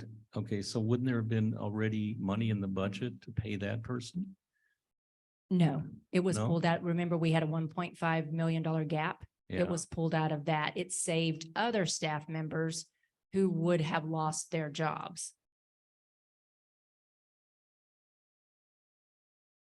So it was built into the budget to do it this way. Okay. Okay, so, Gail, Just one more thing. So if we don't approve this, Governor Livingston will not have Right. a media Yes. specialist. Correct. Yes. Governor Livingston will not have a media specialist. And, And I'm So I sorry. guess my other comment, sorry, Angela, so this could be used as a temporary measure, and then we can reevaluate and take a look at funding to see how to move forward and get, full-time, but we would have to talk about it. But if we don't vote for it, right, if we don't vote for this, then to your point, GL, we'll have a void or what is it, devoid? Right, so, yeah, it would need to go back to committee for, as it keep looking at it, finance and facilities going forward. If there's additional funding that comes up or, what have you, that we can reevaluate to find, if there's a passion, and desire to get the roll back, we would talk about it in committee. And Gail and I both talked about that this would be something obviously that we'd reevaluate.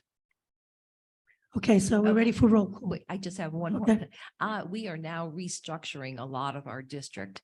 Can I just go over, because we now have a superintendent, a assistant superintendent, underneath 5 directors, supervisors under that, or principals, then supervisors. So we have 6 principals and then assistants.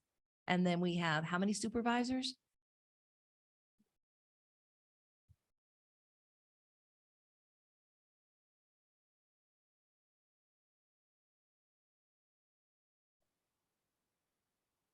Okay, so the principals come above the supervisors. Okay, but again, everyone works collaboratively to enhance the education of the K-5 and the 8 through 12. Everyone but Mary Beth's position is 6 through 12.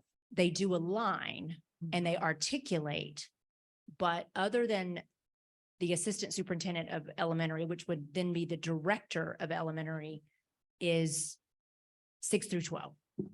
There's only one person who's focused on K-5 as far as an admin. Got it. So otherwise, they all have the 6 to 12, but if we don't approve this, then we will not have anybody K through 5. No, there will, it would fall under Under the supervisor. Okay. It would right. fall under Dr. Greer, but it is one of those things, it fell under Mr. McKinney. And as much as you try, you cannot focus on 6 through 12 and K-5. K-5 always loses out. And I think with our new kindergarten program, this is very important that we make sure that we're enhancing that educational opportunities for our youngest in our district. Absolutely. Dr. Volley was 3 supervisors. It was special ed, language arts, and social studies. Yes.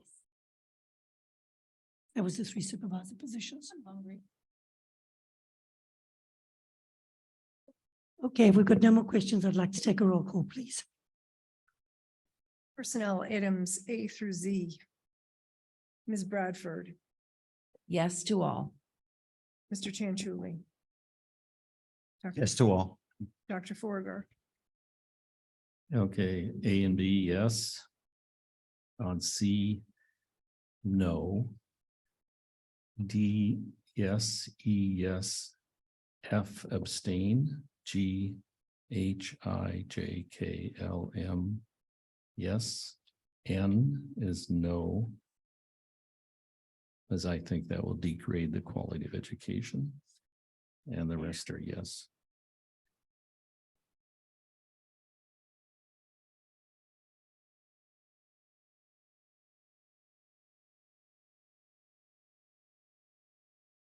A and B, yes.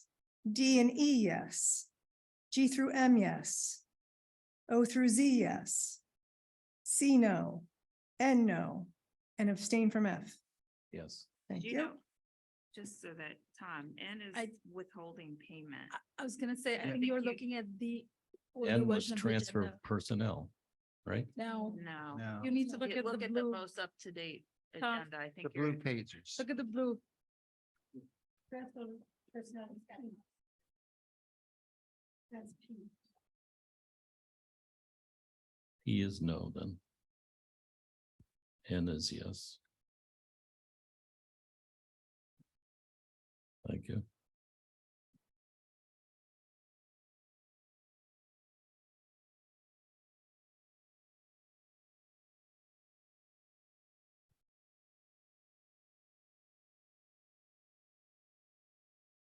Mrs. Khanna. Yes to everything except no on C, abstain on F, and abstain on E. Okay. Yes to everything except no to C, abstain from F and P. Correct? Okay. Mrs. Stanley. Can I just get a, from the lawyer, why would I abstain from something? No, I thought that Usually if it's- wasn't, if you that don't wasn't, Have enough information. yeah. I thought it was only for conflict of interest, really. No, okay.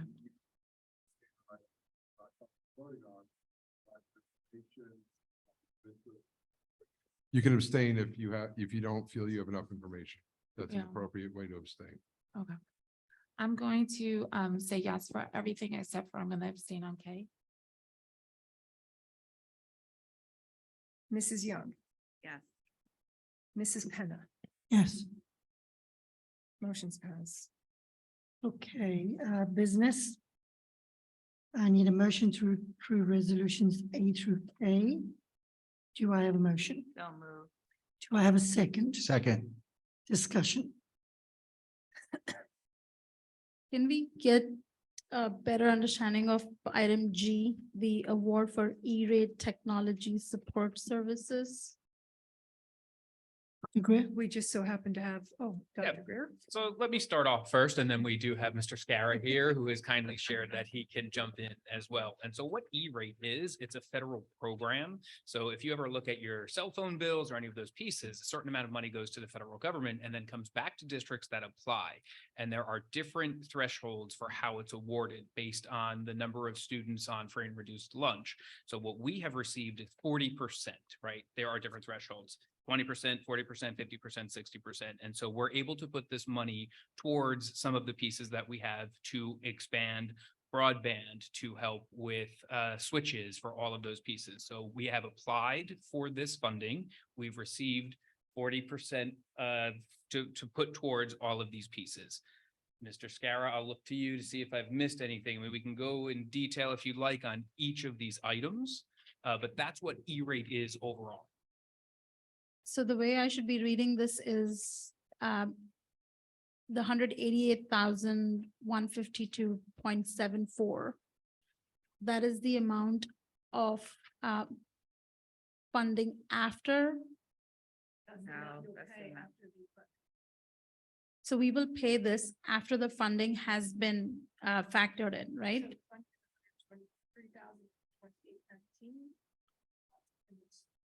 That's the 40%.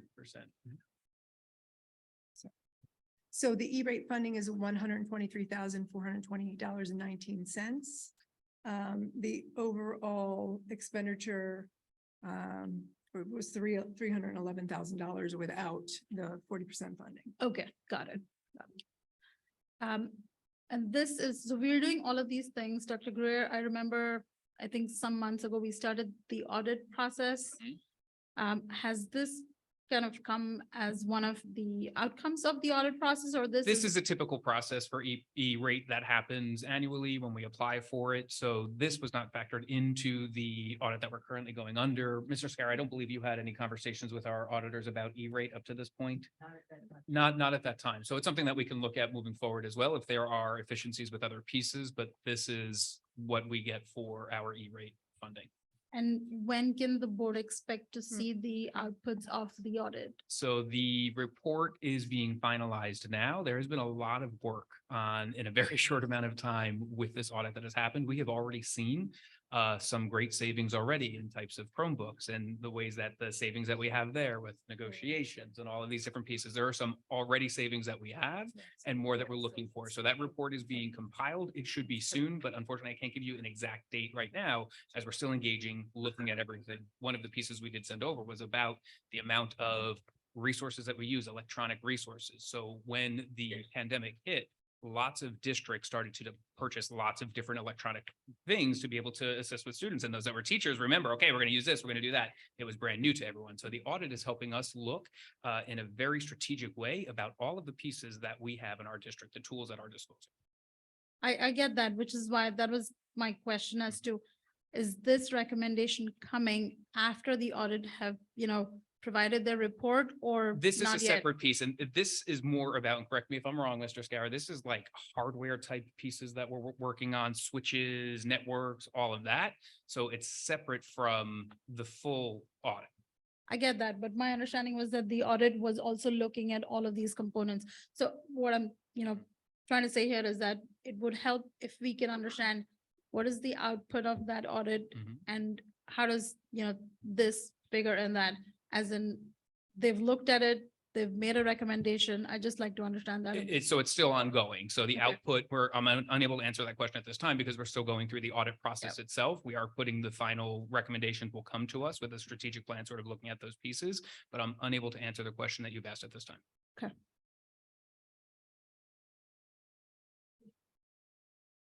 Any more discussion before we move to roll call? No? Okay, roll call, please, Julie. Ms. Bradford, Yes to all. Mr. Chanchuli, Yes to all. Dr. Forger, Yes to all. Mrs. Khanna, Yes, A through K. Mrs. Stanley, Yes. Mrs. Young, Yes. Mrs. Penna. Yes.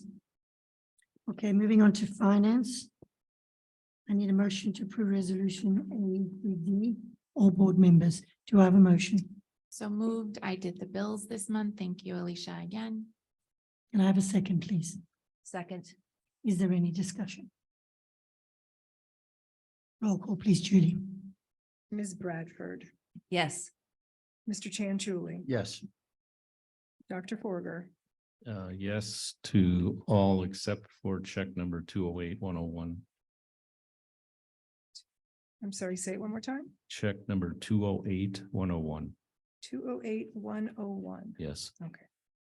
Mrs. Khanna, Yes. To everything except check 208-101. Mrs. Stanley, Yes. Mrs. Young. Yes. Mrs. Penna, Yes. motion passes. Okay, so now we're going to be moving on to the comment section from the public on any topic. So could you please come up to podium and mention your name, and you have 3 minutes, please. Hello. Hi. Hi. My name is Evan Shi, 15 York Place. Thank you for the hard work that you guys been doing behind the work, behind the scenes to make our district great. I'm here because actually waited 3 hours to raise this concern that I have to you guys because I feel very passionately about it. And I'm very extremely worried about the quality of our education, specifically the class size for younger grades K-2. I've been corresponding with Dr. Valley and Mrs. Penn and about the numbers, projected numbers and the class size. It seems like there's some, we have some projected numbers, and by doing the math, it seems like we're exceeding the policy on the cap for each class. And the latest exchange that I have with Dr. Valley is that there are 3 classes, but not exceeding 20, which is the limit. So my first question is, what are the actual numbers for registration for K and first grade? We should have a better idea than the projected numbers that were in the budget proposal. The second question that I have is that the projected number in the budget did not factor in the people who are who might move in with the new complex condos that are under construction in town now. And our current budget and plan obviously did not factor in that as, you know, a potential factor for influx. So what is our plan B to address that influx? I think that, you know, everybody's anticipating that influx, but yet, you know, we're cutting down the classes, and I just want to understand what the plan B is to address that. What is your plan if you are cutting classes, letting teachers go, and come summer, there's a spike in registration, especially for the K, the first grade, these young kids who really deserve every attention they can get from teachers to strive. So, so first question, what are the actual numbers for registration, and what are our plan B now that we're letting people go and might have to scramble over the summer to find great teachers to address those influx? Thank you. We will address the questions once we've heard everybody else. Thank you. Is there anybody else who'd like to come up?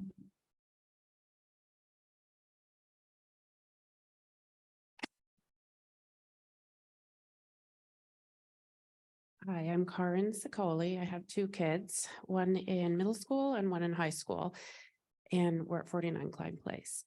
2 weeks from today in English class, our kids, one in middle school, Matt, and Will in high school, they're going to be getting a survey. And actually all of the kids are. And I saw from your correspondence, Dr. Varley, it's optional, but they're still going to be getting it. And many parents in the district, we have no confidence in your data collection abilities. And also answering parent concerns does not seem to be a priority. Why is this Board of Education, or the people responsible for creating this survey, interested in which religious groups our 12-year-olds most closely identify with? Our government schools are proudly secular, having shut God out of every lesson, celebration, school, community event, and holiday. What business is it of this school district to worm or creep into students' religious activities now? Can someone explain how a 13-year-old or a 17-year-old would feel represented in their teacher's lessons? And what does it mean to be represented in physical education, in music, in art, in math, or in robotics? It's very confusing. How does this idea of feeling represented matter as part of teaching in an academic subject matter to our students? There's also a question about, I guess, race, ethnicity, nationality. Is that up for grabs now? How does that affording these kids choice where there is none in biological race and heritage help students? When did the school become curious about our middle and high school students' gender and sexuality? It's also very confusing to parents like me who have kids in both middle and high school. There seems to be an obsession with our children and sex. There's 2 questions in the survey about that. And it's going to be posted a week from today under the DEI tab. That gives parents 1 week to review this survey, which seems like it's pushing it. Why is this, I asked a bunch of questions last time and they weren't answered, so I have no idea who created the survey, but why is the person asking it collecting data about family income? Can we ask you about your income? Would you answer it? When did this Board of Education's primary focus shift from education to being concerned with students' race, sexuality, income, and religion? When will you be concerned and able to focus on our ever lowering school rankings, learning loss, and lower student test scores? Thanks. Thank you.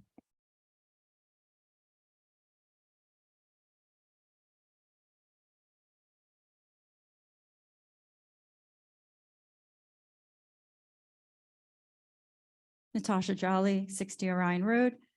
I have a middle schooler and a high schooler. So first, Dr. Varley, you and Mr. Hopkins recently attended a DI conference in San Antonio, Texas. Just wondering why that wasn't part of your superintendent's report. What you presented a plan there. What plan did you present?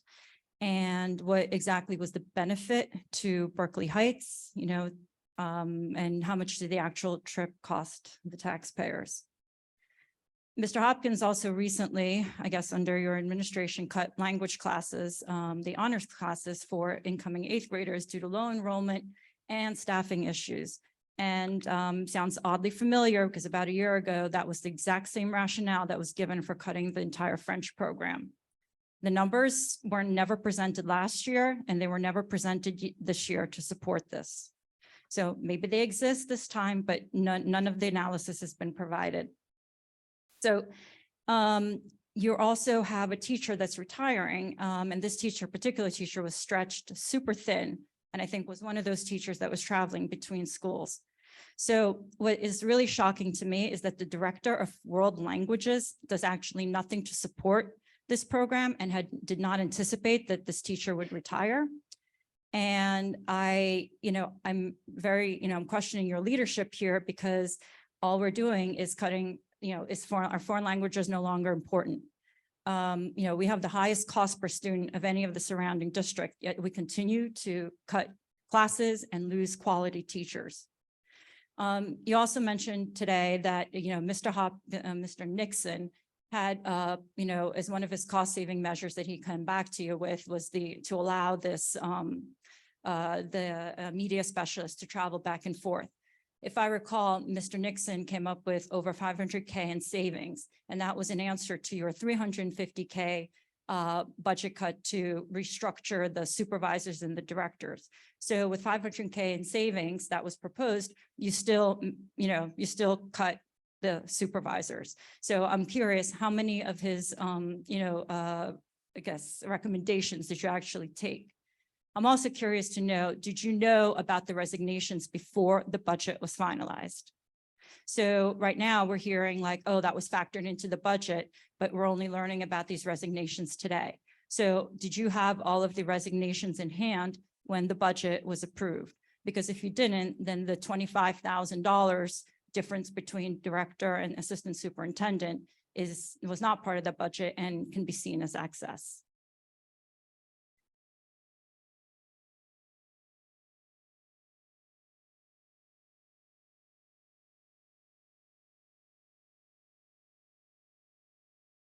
Steve Grigusky, 131 Lenape Lane. I wanted to say a brief word about Mary Beth Kopaz because having spent some time with her on the curriculum as curriculum liaison for Mountain Park, I can say that the selection of big ideas math that she promulgated this last time around, I believe that will show very positive results for the school, for the students in the K through 5. That will be a tribute to her and a legacy item for her. I also think that the word study program that she has come up with is also going to show those kinds of results.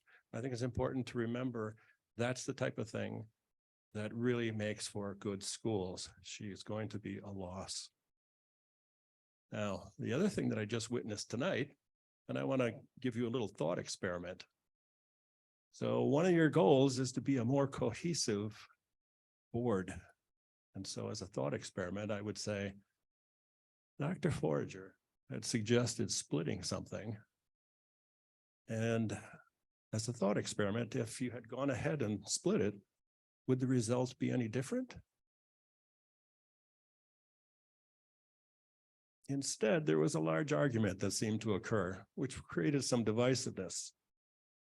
And it was really an argument and divisiveness that was created by someone that you hire here and pay a lot of money to, who really didn't factually have specific bylaws or state laws that he could point to. I would suggest that you, if you're going to have that type of a person here, you make sure you have an actual expert who can actually refer to specific things. That would be much more helpful. If you're just dealing with someone who you're going to pay a lot of money to, and he can't really tell you definitively, get someone else. Thank you.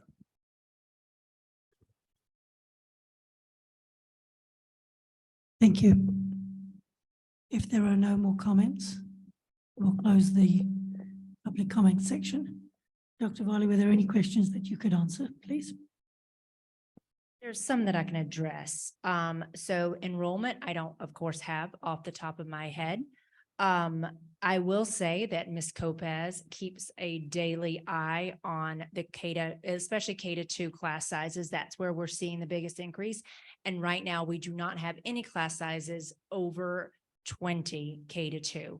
I think our largest class size right now is, I'm not even going to say because I'm going to guess, but we don't have any that are above 24, even K-5. I think they're all between 22 and 23, but don't quote me on that. We do our plan B is that in the last board meeting, when we struck the budget, we have a position held for K-5 right now, because we do know that in August, people suddenly want to register their children for kindergarten. And so we are prepared for that and have that kind of out in the wings waiting so that we don't increase our class sizes to be unmanageable. As far as the survey, our students have given their voices and said that they want to see people represented that look like them, people of color, people with disabilities, people with varying religions, and also the difference in classes as far as classism. So that is something that went into factoring the survey. I did not create the survey.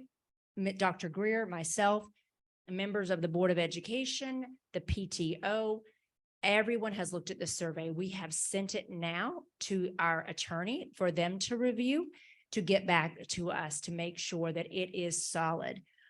But our students want to feel represented in the classrooms, in the books, in the curriculum, and in the instruction. As far as our trip to San Antonio, just so you know, it is in my contract that I'm allowed to attend a national conference. Mr. Hopkins and I presented on our DEI strategic plan last year, February of 2022. We presented on our strategic plan. We were invited back to do a follow-up presentation. And I think it affects the district because we get information from people all across the country who are facing the same issues that we are. Professional learning and being a lifelong learner is extremely important to educators. Thank you, Dr. Varley. Okay, so we will move on to new business. Any new business? Tom, please come to the mic. Hello, good. I was glad to hear that the attorney is going to review this survey. Will that cover the legality of the survey in light of the two state laws on this subject? Yes, and Matt is not the actual one that's looking at it. It is his associate Francis, who is here sometimes. Thank you. I'm delighted to hear that. Okay, I'd like to move a motion then. In light of declining ranking of Berkeley Heights schools, I move that at the next board meeting, Dr. Varley personally give us a presentation laying out possible explanations for the decline, and by August, give the board specific actions to be taken to address the problem.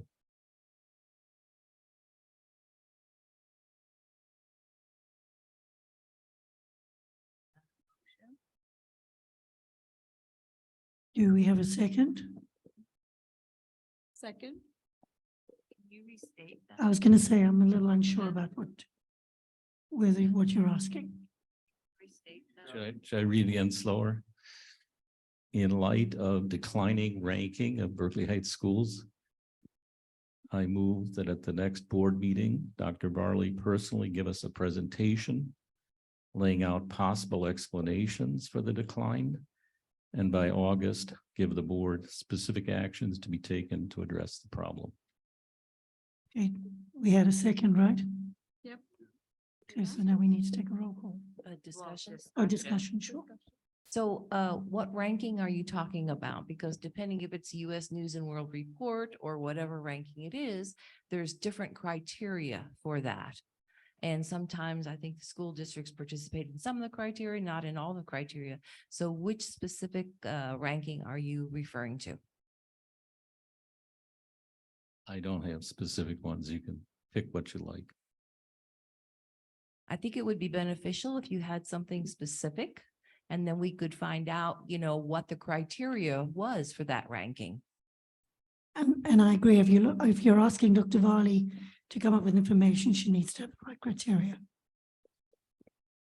Well, I wouldn't focus so much on, you know, the source of the ranking. I mean, there's probably, if you need, I can give you specific things later, but what explains why we're going down? That's what I'm after. And could you be more And- specific as to going down in sports or in Not sports, academics or academics. in diversity? You know, there are a No, lot of I'm different interested in areas. the academic decline of the district. In particular, which academics? Well, you have certainly your state tests.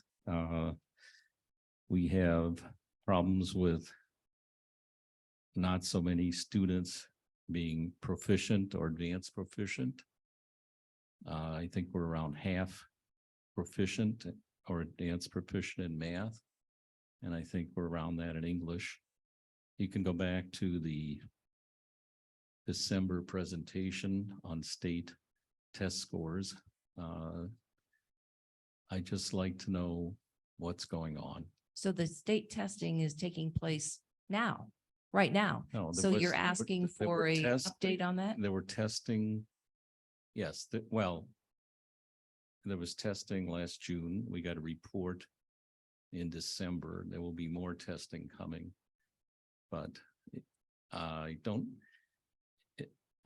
think you should reject my motion here. This is serious business. The community doesn't like what's happening. I think you know that. I agree, Okay? but I I think don't we like need it. I don't something think you like it. I need Let's get some something specific information to be on able it. to vote on it. No, you don't. Well, maybe you do, but some of us don't. I'd like to know why we're declining.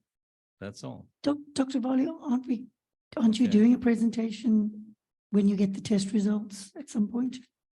Yes, we do. I think we do actually 2 presentations a year on our scores. And I know our own student representatives have sat here and said that there's some of the tests that they don't take seriously because they've already excelled on the SAT and they passed every graduation pathway. So when it comes to it, they Christmas tree it. But our own student representatives, one of them who is going to MIT, has made that statement. So I think if you have to define what you're looking at. And by the way, 2 years in a pandemic, you have to define what you're looking at. Like what makes you think we're declining?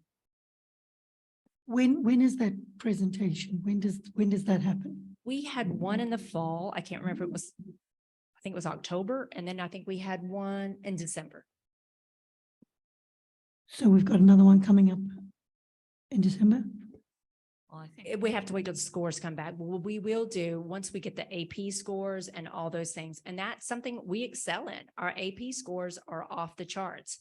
So, I mean, I think if SAT, ACT, all those things are increasing, but we also have to keep in mind that our youngest learners spent 2 years at home and not in school full time. Like there's something to be said for not being in the classroom in front of your teacher.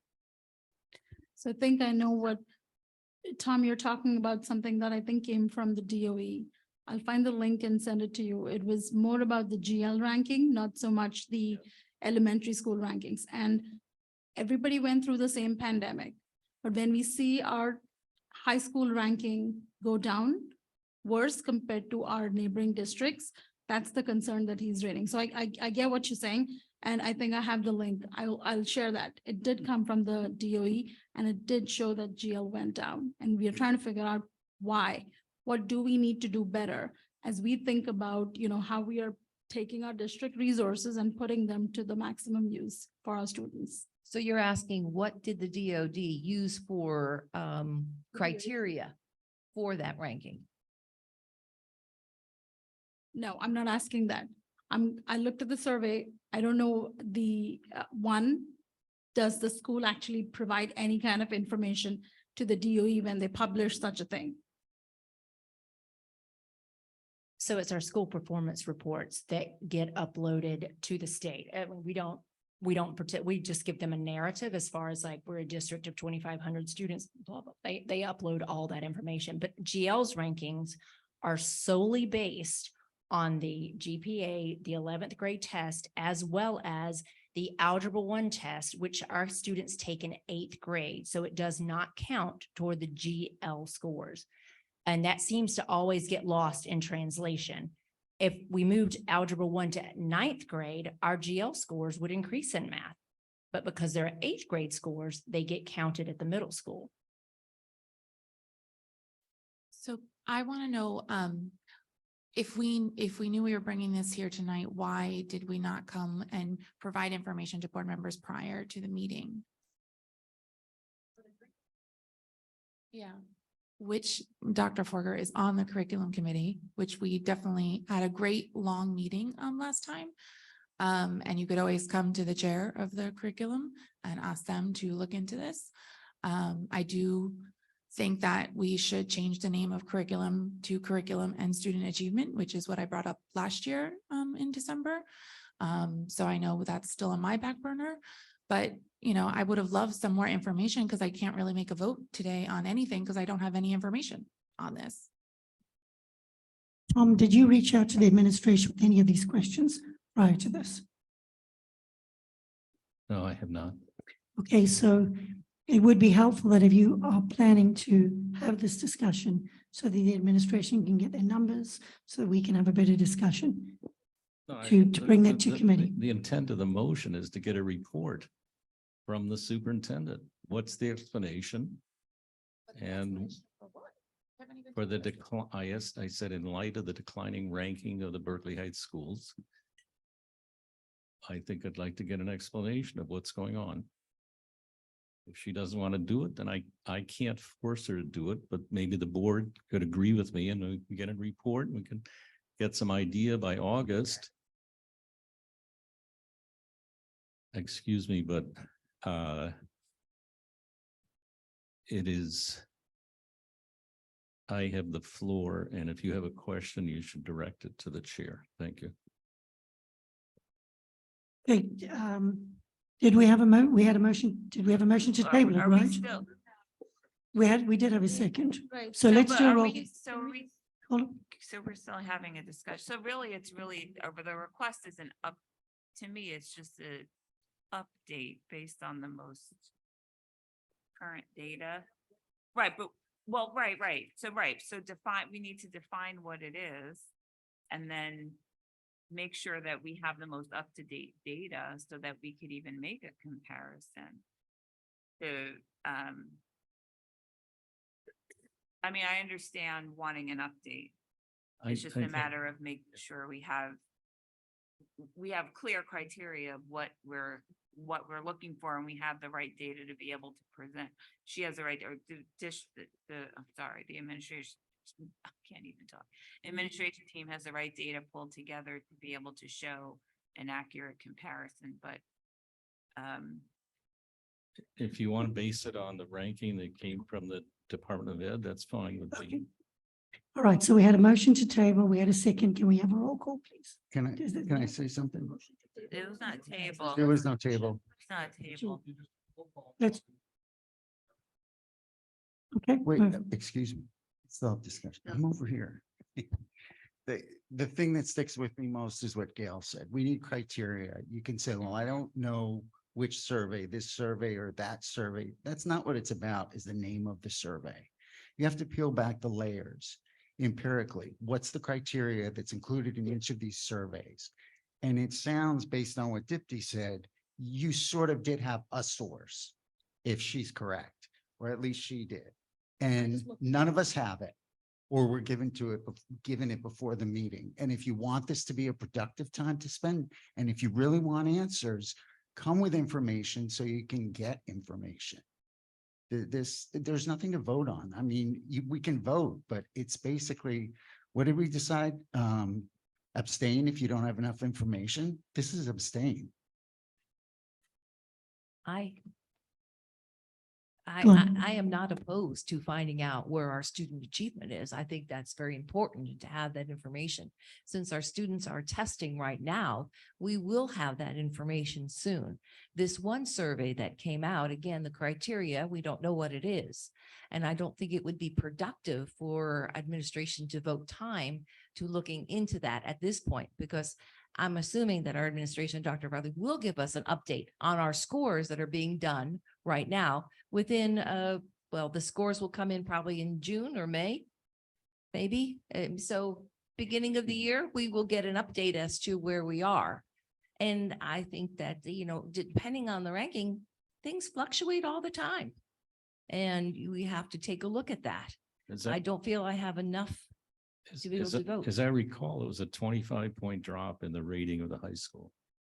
As opposed to what was the criteria? You can look at the report, but it's basically a 25-point drop. I think that's serious. And I think people in the community would like to know. I'd like to know what explains it. What's going on here? We had, if you go back in time, we used to have at least 7 national merit semifinalists each year. Okay. I don't think we've had any for the last. We had few years. 12 this year, just so you know. We had 12. Finalists or, Yes. or commended. We had 12. Well, that's very good. That's very good. Can we have a roll call on? Can I make a suggestion? I know the rankings that we are talking about, I've seen them. Let's send those over to Dr. Varley so that we know what everybody's talking about. And the ask here is really for us to understand what's going on. How should we be interpreting this data, right? The human reaction here is the state ranking, GL going down, what's going on? And as a board, it's our responsibility to ask the question that everybody in the community is asking, what's going on? What's the explanation? And to your point, if this is about interpreting the algebra test going this way or that way, let's hear it out, right? So that it doesn't have to be like, should we do it? Should we not do it? Let's get the data. Let's understand why this is showing up. And there might be very well a good reason. We just need to understand it. We have 18 national merit scholars coming up this next year. And my understanding is that we're going to do a presentation coming up on all the scores and the data. So that's coming up in. We got to get the data first. Okay. Right. So can we have a roll call on Dr. Porridge's motion? Yeah, sorry. Can we have a roll call, please? Ms. Bradford, Abstain. Mr. Chantuli, Abstain. Dr. Forger, Yes. Mrs. Khanna, Yes. Mrs. Stanley, No. Mrs. Young, Abstain. So Mrs. Penna. No. In this instance, is the abstention a no? well, I just want more Wait. info on it, want that criteria. 2 yes, 3 abstentions, and 2 no's.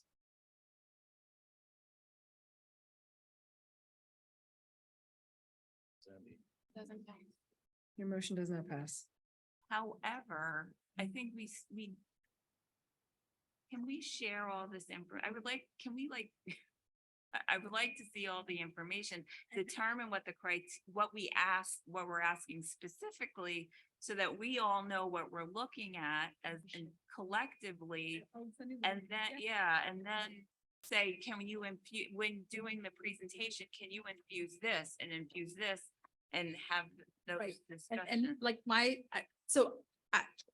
position here is this, right? I understand the intent, I understand the motivation, and that speaks to me. We really need to understand why is the number showing what it is, right? Yes. Maybe how we go about it, again, going back to Steve's point, is I think let's focus on what do we as a board want to do, right? Motion, table the motion, yes, no, abstain, whatever. At the end of the day, if we truly are interested in understanding where is our student achievement going, how is it being tracked, and it's important, right? State rankings, what is it, showing, where does Berkeley Heights fit? We need to understand that. I don't think we disagree. Let's get to the bottom of it. That's kind of my personal motivation here, to be honest. So my recommendation would be, could that be brought to curriculum committee? Dr. Greer? So do we start there? Well, and I would say, can we also start with, I want to make sure that we're all on the same page in terms of what's being shared, so that we're all looking at it and we can all ask questions. So we're all singing from the same song sheet. Right. And we're looking at stuff and we can all review and provide feedback to that curriculum committee. But I want to make sure I'm looking at the same thing that you're looking at and Tom's looking at, and if there's something else or someone else wants to bring something to the table, bring it to everyone so we can all have the questions and do the Q&A for it. Joy, as a point of reference, right? This has been a discussion with a few people in the community. I've had a conversation or two, so I know where he's coming from. So when he said, let's do it, I said, why not? Because this is a nagging question for us, for me as a parent, or as a board member, we really need to understand better. So that's, No, said enough. I totally get it. Well, So do we need a motion then to move this to curriculum committee to do this, or No. just have Oh, the is it- curriculum committee look at the different rankings? right, this is a suggestion. You do not need a motion. So Dipti, what you had said, the ranking that you were looking at. I would suggest, I don't know who the chair of the curriculum committee is. Okay, Pam, so share that with Pam. That should be shared out so you guys could peel back the layers, as Robert said, in terms of what were the criteria that they were looking at. And then you guys could have a report on that. And then maybe you'd also at that point get the data from these most recent test scores and say. Sure. And I think having in that curriculum meeting, that would be a great time to have Mr. Nixon, Ms. Scott, and the other supervisors and directors in that meeting, so they can talk about their action plans that they have been, Dr. Greer's been fabulous about talking to them about action plans to increase our student achievement. So that's also a great way to go about it. Yeah, working together. That's Yep. really right, because we got to work with you in order to. improve Absolutely. things. I have a random new business item that's totally off this topic. I had someone reach out to me about Memorial Day parade and if board members would be around to march in the parade. Does anybody have any interest in marching in the Memorial Day parade? I won't be around. I'll do it. Do you want to do Gail? Sure, I'll wear my red one. I go every year. Sure. So whatever you want. All right. Yeah. Ladies' night, Tom. Come on, man. Robert? All right. Just so I'll- order your flags. Yeah, so I'll be here as well. I've planned on walking with the Girl Scouts, but I'll see if my other Girl Scout leader can handle it. So I will reply to them, letting them know that we will join them on Memorial Day. Thanks. It might guys. be a good opportunity for community members to talk to us. Absolutely. Do we have to wear any kind of, Well, the Colours? town council, we're honoring our veterans, so they suggested red, white, and blue. okay, great. I like that. I'm sure you could go to Old Navy. I'm sure. And they get no, that's usually like 4th of July. Okay. All right, I would like to make a motion to adjourn. Do I have a motion? So moved. Second? All in favor? Aye. Aye. Meeting adjourned. Thank you.